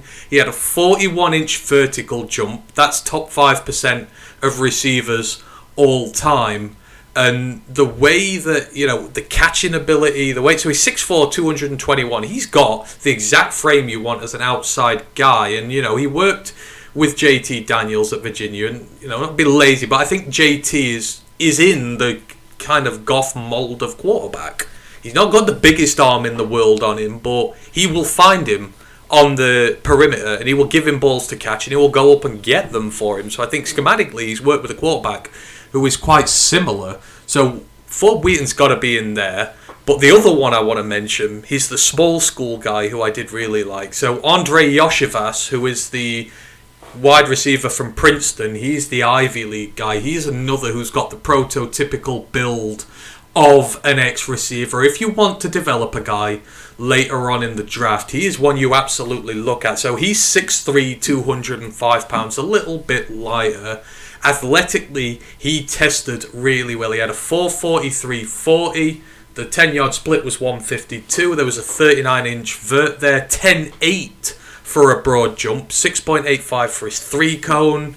Did 20 bench rep presses as well, which is quite good for a receiver when all is said and done. But he's an incredibly intriguing guy, and I'll go look at his pro day more and a bit more of his tape. But yeah, Nacua, Mingo, Yoshivas, Ford Wheaton, ex-receivers are going to be... You'll go get some really good ones out the draft this year. So, for sure, they really showed out there. Ryan, is there anyone else you want to throw love to before we maybe look at the guys who struggled a bit? No, I'm ready to throw shade at people. I've got more list of names that disappointed me. Any more love, Matt? Let's spread the love first. So I mentioned Yoshivas and you corrected me on his name on Monday. The only knock on him for an ex-receiver, I would say, apart from the weight, is his hands. His hand size was really small, 8 3/4 inch. Like that ain't a good thing. But he's going to be a separation guy. Second quickest short shuttle of the wide receivers. In fact, we haven't... I know that we were talking about Project X's. We haven't talked Jackson Smith and Jigba. And his stock has been falling all the way down. This time last year, you guys both said to me, we don't even need to worry about these two Ohio State kids coming out because there's the remaining guy is the better one of the three of them. That's where we were 12 months ago. And then this season happened, and we've all soured on him a little bit. But then that testing comes out, and you just get reminded about what a special talent Jackson Smith and Jigba is. He's my wide receiver 1 in this class. It's not close. I think he's one of the best talents in the draft. And I just think he had a bit of an off year, marred by injury. But if you are going to throw the injury out, he should be a top 10 pick. Now, the injury is going to pamper him a little bit. But someone's going to get a special talent there. And I think he can win on the outside. I don't think he's a slot guy. I know he'll win from the slot. But he's someone that I would absolutely love to take high. And if he's there at 18, I gotta think really hard about it, because I know we don't really need it. Apart from, we do, and we don't talk about this enough. Yes, Khalif Raymond came in and did well. Are we believing in him as someone who's going to be a starting contributor at wide receiver? We've got Amon Ra, we've got JMO, who's completely unproven. What happens if JMO busts? And those are the only two good wide receivers we have. The others are contributors, but they're rotational pieces. What happens if they all leave? What happens if they go, I'm not content being wide receiver 4 anymore? Wide receiver needs to be on the docket this year or next year. And if Njigba's available, we should consider it. I kind of hoped you weren't listening to our shows last year when we were talking about that, because I was going to try and revise my own history on this one a little bit. I mean, in fairness, I said Garrett Wilson was the best wide receiver in the draft last year, and I believe I was right with that one. But JSN, there's a problem, and I think Ryan shares the same problem with me, is that he quit on his team this year, and I don't like that. And for me, that puts me right off. He was fit to play in the playoffs, and he made a business decision to not do that. And I don't like it. I mean, bowl game, fine. Playoffs, big deal. If he was playing in that Georgia game, they could have won it. They could have won a natty. But he could have played. I don't know, Ryan. Are you still on that boat? I don't even think he's wide receiver 1 in this draft. I think Quentin Johnston is, and I'm going to have to argue with Tom about that. Tom does more research than me, but I don't know. Are you in favour of him, Ryan? I think he's now wide receiver 1. Quentin Johnston going from 6'4" to 6'1.5" to 6'2". I hated to see that. He was vastly overmeasured. His drills look good, but I don't know. I know Quentin Johnston dominating like a team, but I just don't know. I feel like I'm wary of him at the next level. Like, what if he turns into Kevin White? That's my biggest fear. Like, he's got the size and he can win downfield, but that's not always enough for guys. JSN, I feel like, has to be the first receiver off the board. Do I want him? Do I want to take him 18? No. I respect what he is and what he does and how talented he is, but it's just too rich for me, any receiver in the first round. The only way I'd even consider taking him is the Lions trade from 18 to 24, and for any reason he's still there, probably take him then. But if I'm going for a new X receiver, I'll probably wait till day 2 and take Xavier Hutchinson. I feel like still offers good speed outside, good catch radius, body, and all like that. But yeah, JSN is now receiver 1. I feel like I can't really argue that anymore.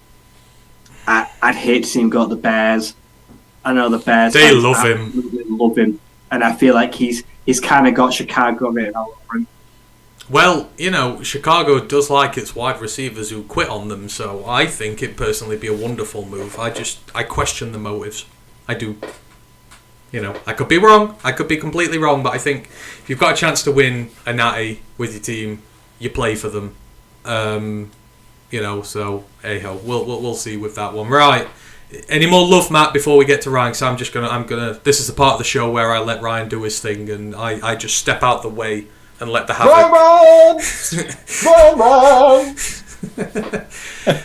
Cry havoc and let loose the dogs of war. Ryan, who did you not like at the combine? Start naming names. Oh, I'm sorry, Tank Dell. You can't be that small and be that fucking slow. I'm not going at 5'8" and 170 pounds and run a 4.54, whatever it was.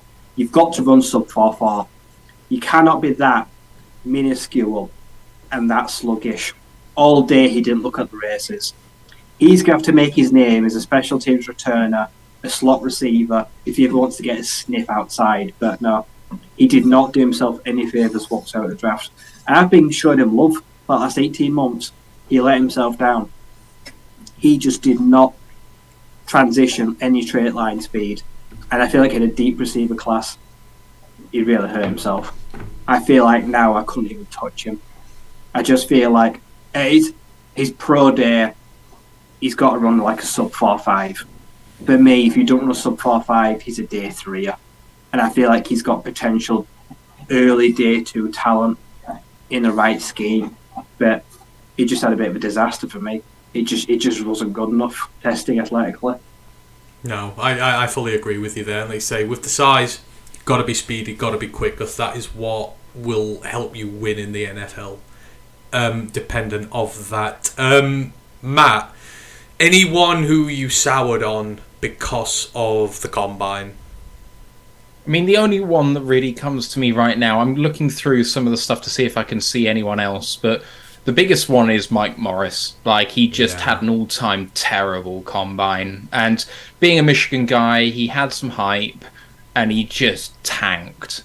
Tank Dell tanked, this guy tanked too. Like, Morris is going to make it at the next level as a 6th or 7th round pick because he can play the run. But don't ask him to pass rush. Don't ask him to get anywhere fast because he can't do it. And he weighed in significantly lower than he was meant to and still didn't test any better than expected. So it's a real shame for him, but he's fallen well into day 3 territory. Yeah, no, I fully agree there. He just did not look good. It just, in all of it, it just looked clunky. It was slipping. It was just not fluid. And yeah, he's out there. I think that's trouble. Ryan, anyone else who you were disappointed with? A lot of the safeties. I'd say Brandon Joseph. He was very average. The last 18 months have just been terrible. Should never have left Northwestern. Went to Notre Dame this year. Not a good year. And then, it's very average. He just did not jump off the pages. And if you'd asked me 2 years ago, like, Brandon Joseph, by far best number 1 safety in the country. If he was drafted, I would go really high. But no, I say for him. And Jordan Battle, I just don't get the love. I just don't see the affection people have for him. A long-time starter and a leader. Very limited production for me. I said, I get what he's about, but for me, he's big, he's strong. He tested okay, but I wanted him to test a lot. I wanted him to test a lot better than he did. But how big he is now, his frame, the agile, and that. I feel like he could go like the end of the first and someone will reach for him, but I feel like it'd be a disaster. I feel like for someone that's such a born leader and a long-time starter, I just don't see it. I feel like he's going to be an odd job part player. He's the safe pick, isn't he? If you want a safe pick who will be okay at the next level and is not going to bust and who's going to have a reasonable floor, I feel like he's the guy, but I don't feel like there's much after that. So you get a safe like Daniel guy. Scott, the Cal safety, I thought he tested incredibly well. Jeremy's got an obsession with him at the minute, and I remember talking about Daniel Scott coming into Senior Bowl, I think it was, and I absolutely trashed him. The age, I think he's going to be well into 25 by the time he plays. There's been no productivity in college, really. He struggles in all facets of the game, really, as a run defender. He's awful.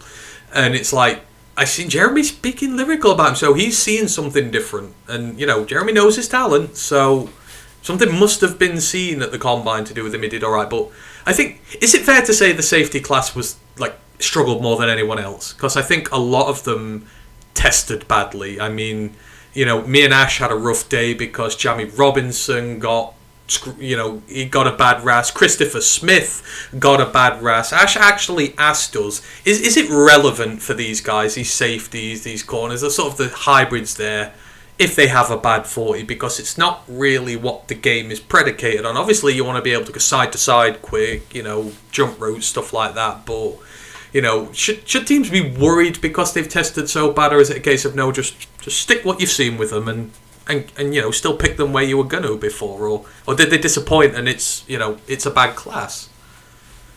I'm worried. I genuinely think if you're a free safety and you're going to play it single high and you don't run a good 40, I know Kyle Hamilton, I know the 40 wasn't great, but if you're coming downhill and you're diagnosing players quickly, and if you're a minute too late or take a bad angle, touchdown. I think athletic testing for safeties, for what safeties are asked to do in the modern game, if you're a safety in the modern game, you've got to do everything. And you need a decent level of athleticism. I get JL Skinner wasn't overly fast. I thought it was slow, but he's one of the heaviest safeties.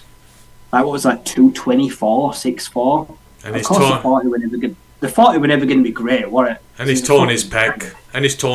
He's hurt. The arms and the hands are all a bit short, but he's a thumper. Right, so guys like, say, Scott, Battle, Christopher Smith, that will maybe go in between, like, say, strong and free, playing two cover, like cover two, like split the field. Their athleticism to me does matter. Right, so, if their athleticism is not there, that just depends. Like, they can't fit in my scheme. They can't do what I'm going to ask for them. So I'd feel like if you desperately need a safety help this year, I feel like it's not the best class you're going to find it in, a proper starter. I feel good that Kirby worked out and we won't have to reach for a safety this year, because I wouldn't feel overly comfortable jumping like the first round, 1 or 2 rounds. I don't see many safeties going in the first 2 rounds. I feel like Antonio Johnson's on an island on his own now. I feel like, I don't know if it was at the combine, I feel like I didn't hear his name mentioned at all, but I kind of feel like he's on a bit of an island at the top and there's not a lot of people around. I think the safety class has struggled a fair bit, but I mean, everything that I've seen about Christopher Smith, how he's played on the defense he's been on, what he brings to the field, tells me he is going to be a great guy at the next level, for his leadership, for the high effort, the motor he brings to the team, everything he can do. I just feel like he's going to bring you something, and I would hate for his athletic testing to kind of screw him. So I don't know. Hopefully some of these guys can do better at their pro days. But as has been said, pro days, it's a lot more relaxed. Times come down because guys are happier. They're more and more of the natural environment. It's a bit hard to, show whether it's genuine improvement or not. And they just had a bad day at the combine. Sorry, go on, Matt. On Chris Smith, he had a very similar 40-yard dash and 10-yard split to one Kyle Hamilton. These things don't matter. 40-yard dash, 10-yard split. Give me sub 4.8. Give me sub 4.740. Give me sub 1.6 10-yard split.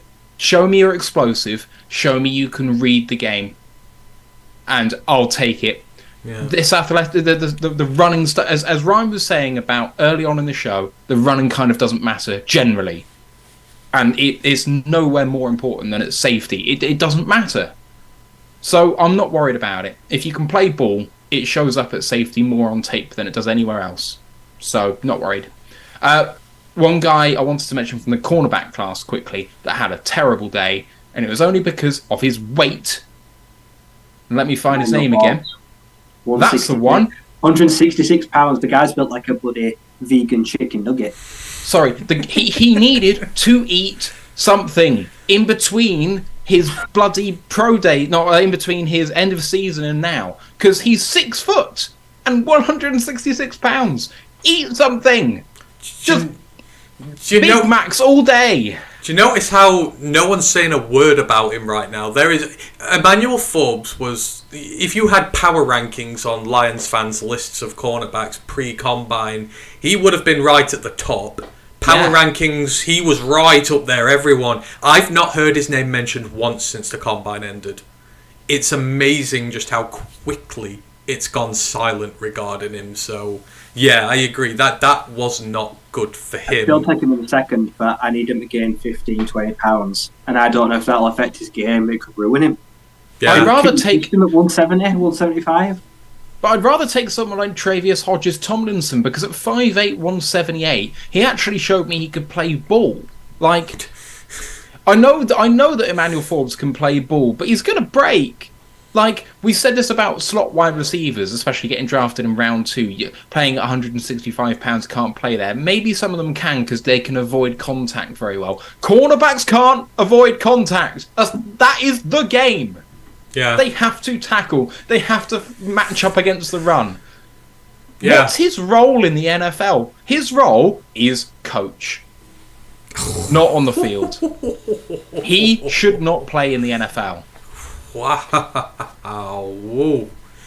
Oh, strong words there. So we definitely picked on one there. Ryan, anyone else you want to mention on the dishonourable list before we move towards pro days.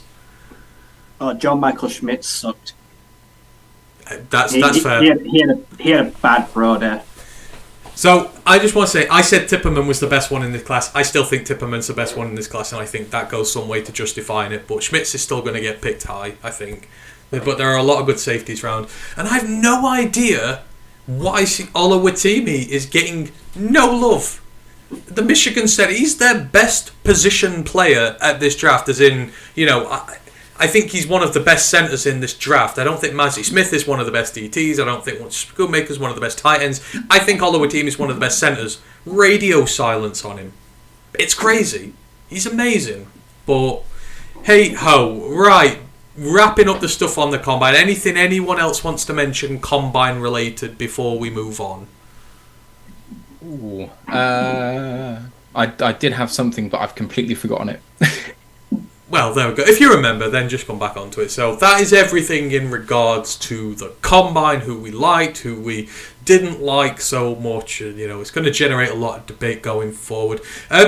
Guys, in YouTube and Twitch, if you've got questions, put them in. I've been reading some of them this evening, but I'm aware I've not been able to get to them all. So just put them back in again, and we will discuss them. We're going to move on to our final topic for today, which is Pro Days. So anyone who knows the path to the draft very well, there's just one stop left until we get to the draft itself, and that is Pro Days. So those are the individual days done by college football schools where all their draft eligible athletes can do a combine style workout, but instead of in Indianapolis, in the comforts of their own home stadium or wherever. If you're a smaller school, sometimes they will link up with local bigger schools and they will have all their pro days together. But it is one last chance for those who may have disappointed at the Combine or were injured and didn't get to test at the Combine to show out in front of scouts from NFL teams before the draft happens. And these are going to go on over the next few weeks. I believe the last one is about April the 7th, so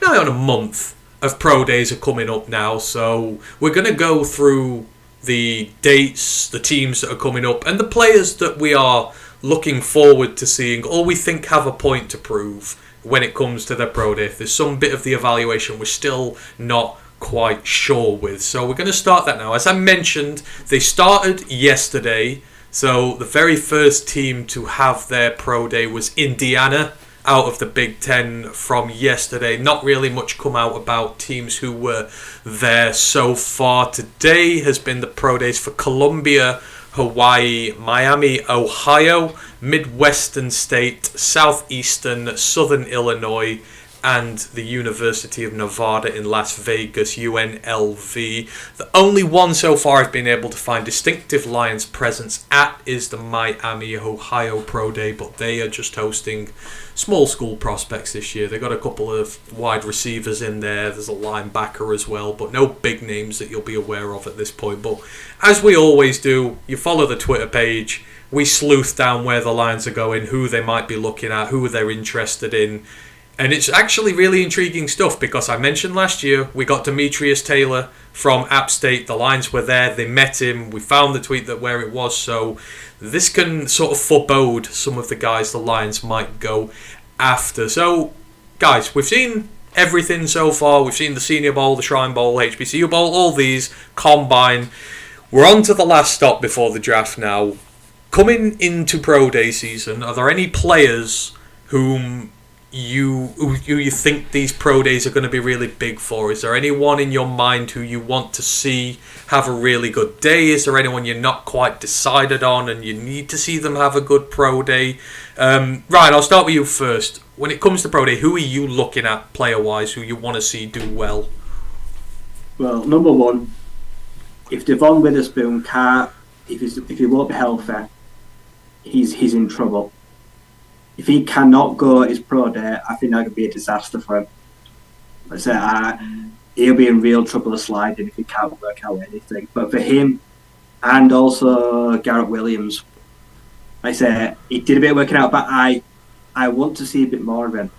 From what I remember, what I saw 2 years ago at Syracuse, I thought to myself, potential first, second round defensive backs corner. Like I said, he had the bad injury, lost this year, but I still feel like he can get that back. So I feel like Syracuse Pro Day, I'm looking at guys like him to really cement themselves as a second-round defensive back. And I'm looking more now at second-round corners than I am first, because I know the top guys are. So I'm also going to go to Mississippi State and look at Martin Emerson as well. I'd like us to be there. Emmanuel Forbes' running mate, who was a good, productive corner as well in college. So these are guys that I'm quite important looking at. I hope we go to Iowa. I just want to go to Iowa in general because I want to look at Kayvon Merriweather. I feel like he's the potential sleeper at strong safety if Deshaun Elliott doesn't return, because I don't think Deshaun is going to return personally. I feel like he's going to get some good offers. But I feel like a strong box safety like him is someone I'm also interested at too. Matt, you said you've fallen in love with some guys at the Combine, guys who've piqued your interest there. Is there now going into Pro Day season? Is there anyone who now you're really interested in their Pro Day to see whether this is something that is not a flash in the pan, it's more serious? Who are you wanting to see have good days so you can finish off your draft evaluation of them? So one of the guys that I didn't mention too much is DJ Turner from Michigan. Obviously had a terrific 40-yard dash. Can he play corner? I think he can, but I just want to see a little bit more from him. It'd be interesting to see what happens if you get NFL coaches around him just trying to drill him a little bit. That would be very interesting to me. There's a couple of guys who it's just super important that they actually get something back who've had like really bad combines so far. So Andre Carter needs to salvage something out of this circuit, because the way it's going, he should ask to go back to college. You know, he's not going to get drafted above round 4, and he might slip to like 5 or 6 the way it's going. If he knocks in another bad pro day, it's going to be curtains for what he can do there. Robert Beal from Georgia had a really good combine, and I don't know, I think he can be someone. He's down at 289 on the big board, but he might be one of the better edge rushers in the class. So I think that's going to be really interesting. I mean, just going to Georgia's an absolute must because of the number of people that you've got there. I want to see a bit more of the Texas guys, DeMarvion Overshown. I'd like to see a little bit of, because someone that I know a lot of Lions fans really like, but I'm not convinced yet. Owen Papo, I want to see a little bit more of. There's so many people on this list that I just need to gather a little bit more information on. I think Brenton Cox would be a really interesting one to look at, because so much has been made of the way that he got kicked out of school. I thought the combine went okay for him. And, you know, if he can go into the pro day and put in another good shift, could he be someone that gets picked up in late day 3 and you take a flyer on him? Because I think the talent's there. So I think linebackers are one of the most interesting ones to me because of the lack of talent, probably across inside and outside linebackers. There's not a lot there, at least at top end. So I want to find some sort of sleeper. And you identified, one of you guys identified Ivan Pace early, and he's rocketed up boards. I mean, he only has to put in one more good shift and he's going to be in day 2 territory. So I think there's so much to see. There's so much to see. I think one of the best pro days will be, and a sleeper is LSU. Keishon Boutte is a riser. Jay Ward, the safety, that could play nickel, play corner, tested well. B.J. Ojolari, no one's talking about him at like potential inside-outside linebacker, tested well. And then Ali Gay, like I said, they have freak 6'6" defensive lineman, bit of a tweener, but tested okay. Those 4 guys could all get drafted. And they could all do... And Jacqueline Roy. Yeah, I was about to say, there's 8 guys on the big board from LSU. B.J. Ojolari, Keishon Boutte, Jacqueline Roy, Micah Baskerville, Mekhi Gardner, Jay Ward, Ali Gay, and Anthony Bradford. It's Mekhi Gardner the corner. Is it corner? I think so, yeah. I've not heard much about him in this process. Baskerville, the linebacker, I think he tested okay. So yeah, it could be a really good group from LSU this year. low key could be a really good one. Craig Ferguson goes, Cam Jones, a linebacker. Yeah, so that's Indiana's pro day yesterday. That would have been Cam Jones who performed. I've not seen. I have this great guy online who has a he does an Excel spreadsheet of everything, all the pro days, who went, times. I don't think he's put anything up for Cam Jones yet, though. He has not. He's put up Fordham's. Fordham's happened today. Miami, Ohio, Mike Hippenhammer, Jalen Walker, Ryan McLeod. Also Clemson. I've seen people start looking Davis Allen to the Lions, the tight ends, the 6'6". I thought Clemson's pro day is pretty important too. And KJ Henry's getting a lot of love. A lot of love. People for a late round lineman you want there. And I think that's the thing. Bama and Clemson have like day 2 and day 3 linemen who are not getting talked about. There's like DJ Dale in there at Bama. And you've got his running mate as well. I cannot remember his name. But then you've got KJ Henry. There's a second guy at Clemson as well. I can never remember the other one. There's 4 interior linemen coming to the draft this year. So, yeah, they could be really intriguing. Perry Ball goes, do you think pro days help teams or are a waste of time?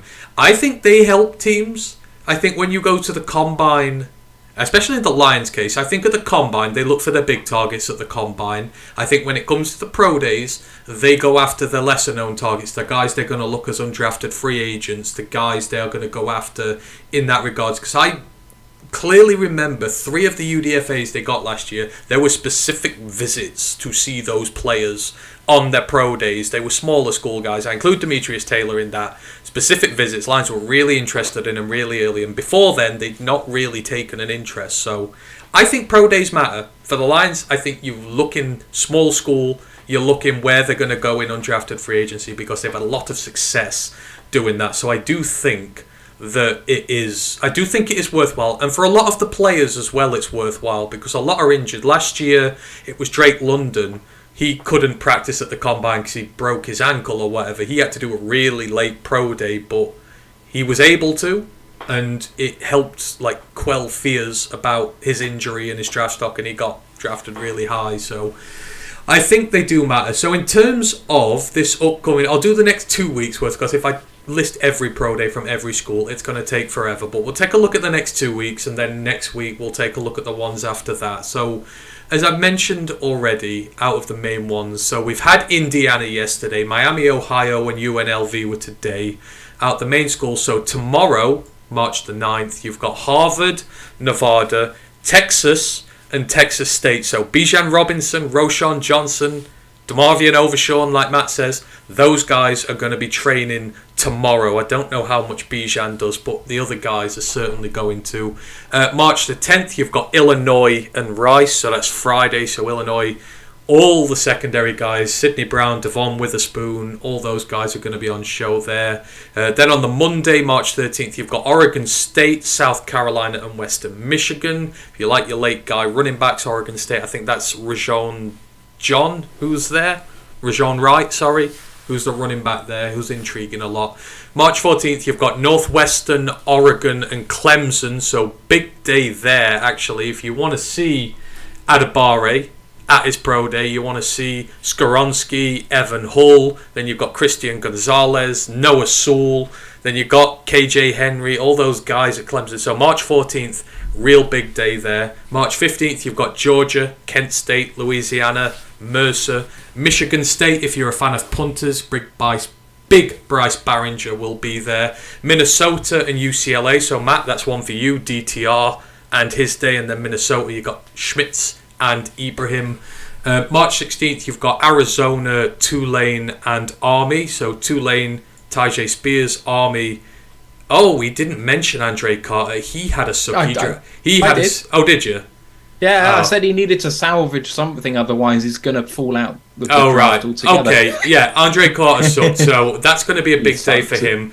March the 17th, you've got Michigan and San Diego State, so all your local Michiganders get to see them on the 17th. San Diego State, I can't remember off the top of my head, but there's definitely someone from there. And then you've got March 20th, Bowling Green, Iowa, so if you want to know more about Riley Moss, find him there. James Madison, South Alabama, Syracuse, and Toledo. And then we've got, what are we, 2 weeks from now? 15th, 22nd. 21st, you've got Maine, Iowa State, Ohio, Princeton, and Rutgers. So Princeton, that'll be Andre Yoshivas. Get to see him in the flesh, hopefully. He's one whose pro day I'm really looking forward to seeing. I think if he blows that out the water, he's really going to be on draft teams' radars going forward. And then the 22nd March, in a couple of weeks from now, you've got the University of Alabama, Birmingham, Bryant, UConn, Ohio State, if you're a fan of offensive tackles and wide receivers, SMU, Stanford, Tanner McKee, Temple, UTSA, and Weber State. I mean, there's some banging lineups there, guys. Some days where there's going to be a lot of talent on show, none more so than the 14th, Northwestern, Oregon, and Clemson. Going to be some good days to watch some there. Yeah, some good schools like Iowa State. I see you got Will McDonald IV, who tested really well, had a great senior bowl. Also Xavier Hutchinson, who's in like cusp of the top 10 receivers. They're flying the flag there. Like I said, they've also got Carl Brooks. So the Bowling Green Day, he's their most profile guy. Like you say, he's a real riser at the potential defensive line position. So there's a lot of smaller school and a lot of probably like really underrated talent in that last second week. Absolutely. I think you're going to see the Lions very active there. 1 week. San Diego State, by the way. Jonah Tavai, Caden McDonald. I did Jonah Tavai the other day. I knew it. I always am like San Diego and San Jose. I always am very tentative because I don't want to get them mixed up. So, but yeah, Jonah Tavai on show. But it's going to be a good one. But who are you looking forward to seeing the first 2 weeks, Matt? Oh, so I actually have a quiz for you guys at the end of the show, which we haven't planned, but I've just done something on my spreadsheet, and I thought it'd be good to quiz you. Uh-oh. Yeah, I know. It's gonna be fun. Texas is where I want to be. There's loads of prospects coming out from there this year. That's going to be a really exciting one. Otherwise, Illinois and there was one more that stood out to me. Syracuse. Those are the ones where underrated talent that I've got my eye on. Illinois for DBs and Syracuse for running backs and DBs, I think it is. So yeah. Absolutely. Okay. Let me know when you get to the end of the show and I'll give you a quiz. Okay, so, that's it. That's the next 2 weeks. Like I said, I don't want to do them all because we're looking, we do shows every week, so we'll look at some of the further far ahead pro days as and when we get to them. So that's kind of it for now. We've done the combine. We've had a look at the initial slate of pro days. So, Matt, quiz away. And again, I would say to anyone who's in YouTube and Twitch, thank you for being with us this evening. Very much appreciate you. Got any questions, put them in now and we will discuss them before we finish for the evening. Go ahead, Matt. Right.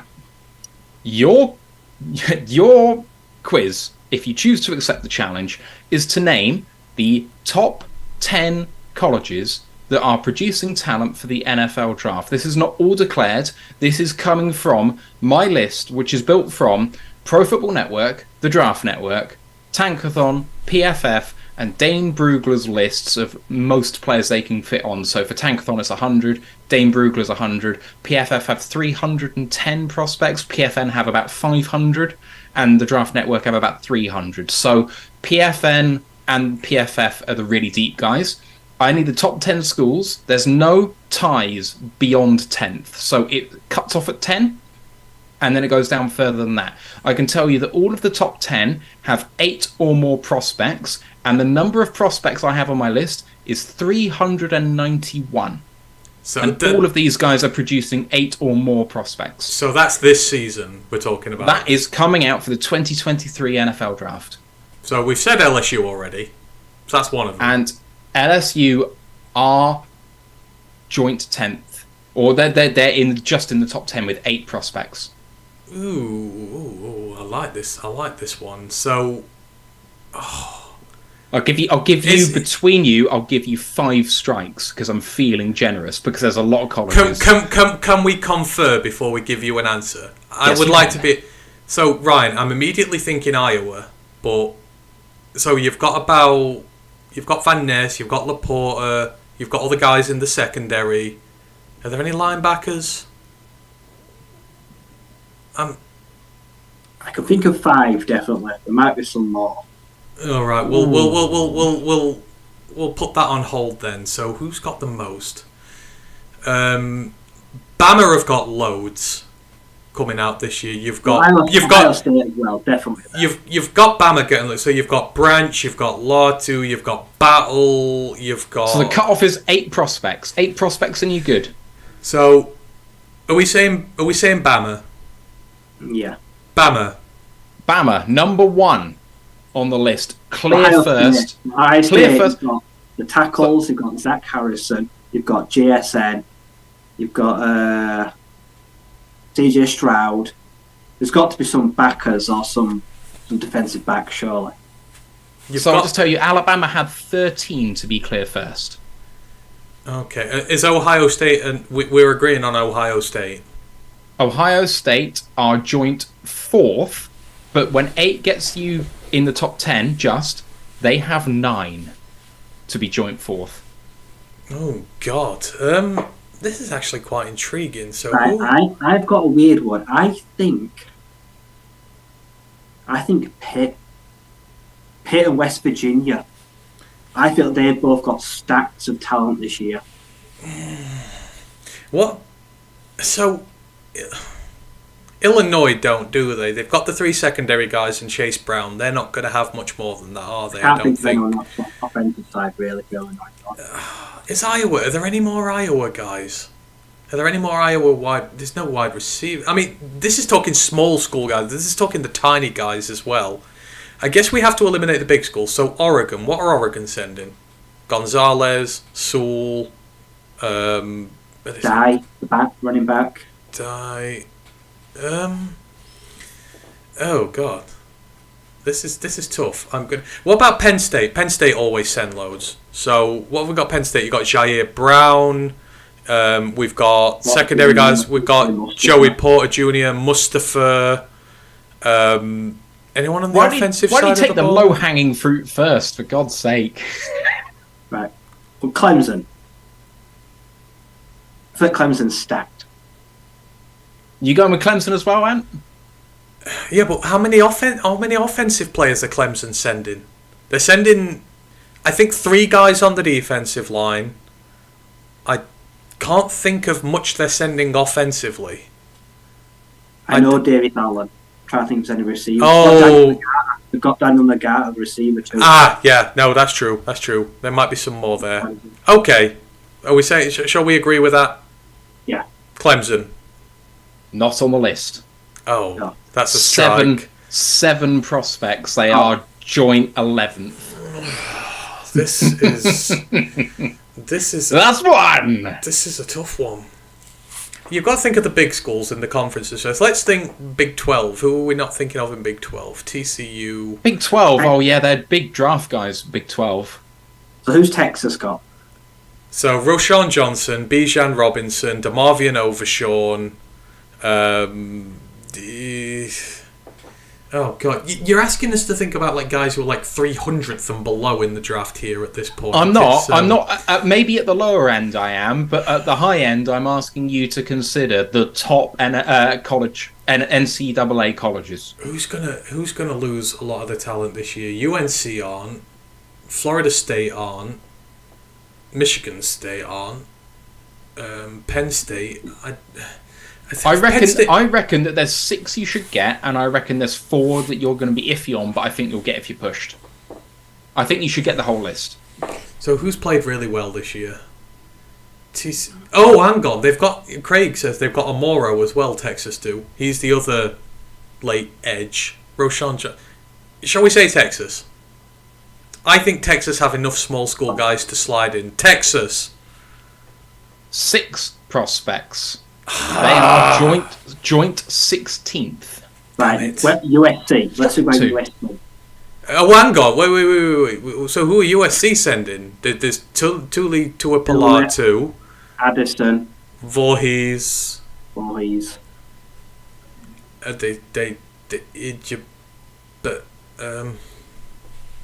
Oh God, I feel like we're getting rinsed a little bit here. I didn't think it would go this way. Yeah, well, it's all right. We liked prospects and that, but it's hard to think of it in terms of whole schools. Because a lot of them have smaller school prospects you don't really look at. So, I mean, we've not even said Georgia, have we? They've got about 1 billion. Have we said Georgia? Well, no. Georgia are in there. Georgia are number 2. 12 prospects. They are clear in second. So we've said Georgia, Bama, LSU. Who else is in the SEC who could be loaded up? You have... you're testing my college knowledge now, but you definitely have one more SEC team at least. Auburn? Wait, no. Hang on, that was not a consensus answer, so you can't take I'm that only one. going to take it if you both go for it, so don't worry about it, it's fine. Rule out Ole Miss, because I don't think they're sending many. I don't think Ole Miss either. I just need to look at college teams here, and then I'll be able to... Ooh. I don't know why, but like Pitt and West Hang Virginia... on, here's an interesting one. What about Stanford? So Stanford are sending Tanner McKee, there's 2 wide receivers, there's Kublu Kelly, so that's 4 right away. I'm pretty sure they need a threshold of 8. Are there any more Stanford guys going this year? You usually have a lineman. There's usually a tackle or someone from Stanford. Matt said this 4 we might get if pushed. Oh, Stanford. I'm gonna put Stanford in the back pocket there. Washington? Cincy. Washington always send a load. What? Cincy? What? Oh, Utah. What's Utah sending this year? Dalton Kincaid's going. I need to insist that you take the low-hanging fruit. Please at least take one more bit of low-hanging fruit. If you want to think about what schools are going to be sending talent, try thinking about the college teams right at the top that did very well, and I am not giving you any more bloody... Right, well, let us do this. So, Should we do Michigan? Should we say Michigan? Yeah, Michigan. Clear in third with 10. So we've got 5. We've got 5. 2 strikes, 3 more to go. So you've got 5, and you're on course. So Kentucky, what are Kentucky sending? So they're sending Will Levis, Chris Rodriguez. Are we sending anyone else? Are there any Kentucky linemen this year? There's usually Kentucky linemen. No, there's no one standing out as an obvious candidate. Notre Dame. So Notre Dame, I feel like are not sending... Mayer, Foskey, Brandon Joseph. There'll be a lineman. There's always linemen. Always like tackles. Someone said Razorback. Whoever said Razorbacks, I'm proud of you, but I don't think it's Razorbacks. you know I love KJ Jefferson, but in fact, hang on. So Rocket Sand. Let's think about Florida. Oh, Rontrell Miller, Anthony Richardson, Osiris Torrance. There's a second safety, Rashard Torrance. Yeah, that's 5 already. I feel good about Florida. All right, we'll say Florida. Florida, joint 4th. Yeah, we got one. Yeah, joint with Ohio State. They have 9. Right, so we've got 4 to go. We've got 3 strikes. Yeah. We've got 3 strikes left, right. You are now into the territory of... Well, no, there's 1 you should get, and there's 3 you might get. Right, so... Who are the other big ones? Oklahoma. What's Oklahoma sending this year? There's not a great deal, is there? Eric Gray. That's the only one I know. Yeah, that's all I know. I'm pressed with Illinois. If Illinois is sending enough which are not the 4 we know about, they could be small school guys. I mean, small school. They could be small round prospects or something like that. Just be seniors who are declaring. We got 4. We've got the 3 secondary guys. We've got Chase Brown. Is there anyone else from Illinois who's going? I feel... Northwestern? No, that's Evan Hull. So Hull, Skoronsky, and Adabari. I don't think there's anyone outside of those 3. I need to get my list of college schools up. If I look at the schools, they will ring a bell. There's still one slam dunk team, and it's not necessarily because they're historically good. So how about I'm going to suggest a a rule here. You tell us what conference they're from, and we only get one guess, no strikes. Big 12. How many? Is it just one from the Big 12? I'm just giving you Big 12, and I just want you to get one team. I don't know about the other three. I just want you to get one team. So there's Well, TCU's got a lot because they've got D. Winters, Max Duggan, Quinton Johnston, THT, Dylan. another What's it? linebacker. What's his? It's Dylan Horton. Igula. So we've got 5 there. Dylan. Did you have Dylan Horton in that? No, that's 6. I think we've got TCU. Maybe. Oh, who else is there? Oh, you've said Duggan, haven't you? Kendre Miller. Oh, I didn't say Miller. That's 7. Kendre Miller's in. Ooh. TCU's one of them. Right. Got 7. We're gonna say TCU. Correct. They made Yes! the playoffs. They made the playoffs. There's only 4 teams. But that Come on, guys. Yeah, but that doesn't So, immediately we're down to rank. 3. That doesn't immediately rank to draft talent. I agree. Apart from Georgia is 2nd, Michigan is 3rd, Ohio State is 4th, and TCU is also 4th in these rankings. I know what you're saying, but sometimes the low-hanging fruit is low-hanging fruit for a reason. Ohio State weren't a playoff team. I'm just gonna say that they shouldn't have been in there. Well, yeah, okay, but you're factually incorrect. I'm factually incorrect, but just right. So conference. Right, I need to actually find out. There is at least there's. I need to work out my conferences. There is one, I think, Big Ten team still. Right. So Penn State is the one I'm immediately. Mind you saying that Maryland, all those corners. Yeah, they've got 2 corners. They've got a tackle. Yeah. They've got a receiver. They've got Raheem Jarrett. There's like 4 or 5 Maryland. Right. Let's keep that in the back pocket because I think Maryland. Wisconsin got. They got Tippett. They got Tipperman. They've got. Damn it. Nebraska.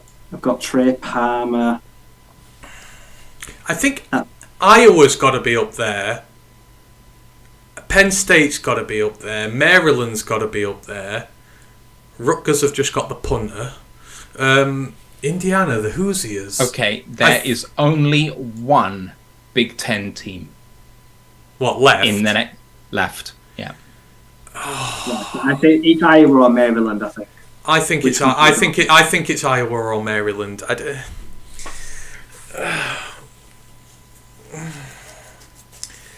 feel like Maryland. I feel like we could take the punt on Maryland. We only get one strike with these though. It's not Penn State. It's not Penn State, is it? Can we just go back to our regular amount of strikes? Yes, go back to your regular amount. I've given you information, but you've still got 3 strikes left. It's fine. Don't worry about it. Are we going to agree Maryland? Go on, let's do it. It's a good class. Maryland. Joint 11th. Ah, damn it! 7 prospects. Oh. Right, 2 strikes remaining. So do we go to Iowa? Right. Let's just look. So it can't be Purdue. They've got Aidan O'Connell. They've got Charlie Smith. Charlie Jones, the wide receiver. Got Payne Durham. Ooh. No, it can't be A. There's not A at Purdue. No way. So I don't think it could be Wisconsin. It's definitely sure as hell is not Michigan State. Minnesota, Schmitz. There's Ibrahim. Tanner Morgan was drafted to USFL, but he's draft eligible, so he counts. Yeah, and then there's Penn State. I think this is between Penn State and Iowa. I just feel like Penn State have got a lot of sneaky, like day 3 guys in there, and they're not front loaded. Is Clifford in the draft? Because he's done, isn't he? Has he tried or? Well, it has to be draft eligible. He didn't need to declare because he was a senior, so he can enter the draft, surely. So that has to make him eligible. Oh, You want an underclassman. this is going to kill us. What other conferences have we got? Right, I'm just searching them now because I'm not sure on them. You've got one ACC team at least. The American. Oh, what? That's Cincy or Tulane. AAC or ACC? I said ACC. Right, we've had Clemson, so who's the other one? The is the eight. And Clemson weren't in it. Who's in the American? No, it's the Atlantic. Atlantic, yeah. Coastal Conference. You know what? Am I going to get a lot of tap for this? There are 2 ACC teams and 1 Big Ten team left. You know what? NC State have talent going in this year. A lot of linebackers, lots of bits in there. I don't... The ACC, so we can rule out... It's not Florida State, is it? Florida State aren't sending that many. I will point out that Florida State have the best returning class in college football. Yeah, so... Because they paid everyone to stay. Don't go Florida State. I don't want you to fall into that trap. Also, I don't want you to say it because Ash will be annoyed. Right. Or Levy. We'll rule out Duke. We'll rule out Boston College. How about Louisville? Louisville have quite a few players going this year. They've got the quarterback, you've got the edge, you've got Diaby. They've got the safety. They've got the corner as well because they've got Carell Clark. Yeah. They've got 4 that we know of. So we're narrowing them down here. So who else have we got? We've got the Hurricanes. It sure as hell can't be Miami. NC State, Pittsburgh, Syracuse. See, I go back to Pittsburgh and West Virginia. It's one of them. Wake Forest. So we've got A.T. Perry. We've got Sam Hartman. No, Sam Hartman returned. Oh, Sam Hartman's gone back, hasn't he? So I think it's Pittsburgh. Oh, see, I think it's Louisville. Who else is Pittsburgh? Right. So they got Abanikanda. They got Kansi, Savotier Dennis. There's a receiver, I think. Oh, I'm narrowing this down. Sorry, all this. Is there a safety from Pittsburgh as well? I think there might be a safety. This stream is just going to be hard to believe edit. me. That the chat absolutely love how much you're squirming. Right, should we stay in Louisville? Right, I'm going to say Louisville is a dark horse. Yeah, we're going to go Louisville. Louisville is the best remaining college left on there. They are joint 4th with 9 prospects. Yeah, we know our ball. We know our ball. That's a really good pull. So Right, one of them where I said you could be pushed to it, but yeah. So, right. Big Ten team. 1 Big Ten team, 1 ACC team. 1 Big Ten and 1 ACC. So Big Ten, I think if we narrow it down to Penn State or Iowa, Yeah. are we? And then ACC. I think Pittsburgh. I think Pitt. have NC State got enough? No. So shall we just have one? So right, let's say Pittsburgh is our race. But no, Matt. Before you do this, we're going to make our last 2 guesses in conjunction together, and we're just going to go for broke. Go on then. So no, let's decide. So are we saying Pittsburgh for ACC? Yes. Right, so we're going to lock in there. Now we need to come up with one for the Big Ten. Who else? So Iowa's got... Let's go. They've got Jack Campbell. You've got Merriweather. Moss. Laporta. Iowa. Van Ness. That's 5. It's just, are there enough other guys? Is there anyone else going on the offense? There's no offense there. That's why I think Penn State... Who's Penn State sending? Shair Brown. Porter. PJ Mustafa. Is there any linemen? There's got to be some linemen going from Penn State. There always is. Oh, Christ on a bike. Big Ten teams. I just want to say we've got 8 out of 10 here, so I'm still counting that as a win for us. I'm not checking these. I genuinely do not know. I'm just checking to remind myself what the teams are. So Nebraska, is this someone sneaky like Nebraska just sending loads and we don't know about it? It's going to be someone random, isn't it? I only know O'Shea Mathis and Trey Palmer. They're the only 2 Nebraska players I know that can go out of the draft. Is it Wisconsin? Is Mertz going? Is Mertz done? No, he transferred. Oh, yeah, of course. He's a thingy, isn't he? Right, so we're saying Pittsburgh. It's either Iowa or Penn State. I feel like Iowa has more If we get it wrong, we can go with the other. Should we go with Iowa? I think Iowa has more recognisable talent, which means they're more likely to have picks we don't know about either to fill it up. So when there's not many name brand ones you know about, when you're struggling then, so... Are we saying Pittsburgh and Iowa? Yeah. We're saying Pittsburgh and Iowa. I have locked in Pittsburgh and Iowa, starting with Ryan's gut. He said it right at the top. Pittsburgh, 8 prospects. Joint 7th? No, joint 8th. Oh, come on. Then 8, 9 and 10. Pittsburgh locked in there. You also locked in Iowa. I'm just going to have a look and see how far down they are. This is going to upset me. I think that's 5. 5. You named all of them. 5 prospects. Right, so we've got one team, we've got 2 strikes. Do we name Penn State? We can afford to get it wrong once more. Let me just...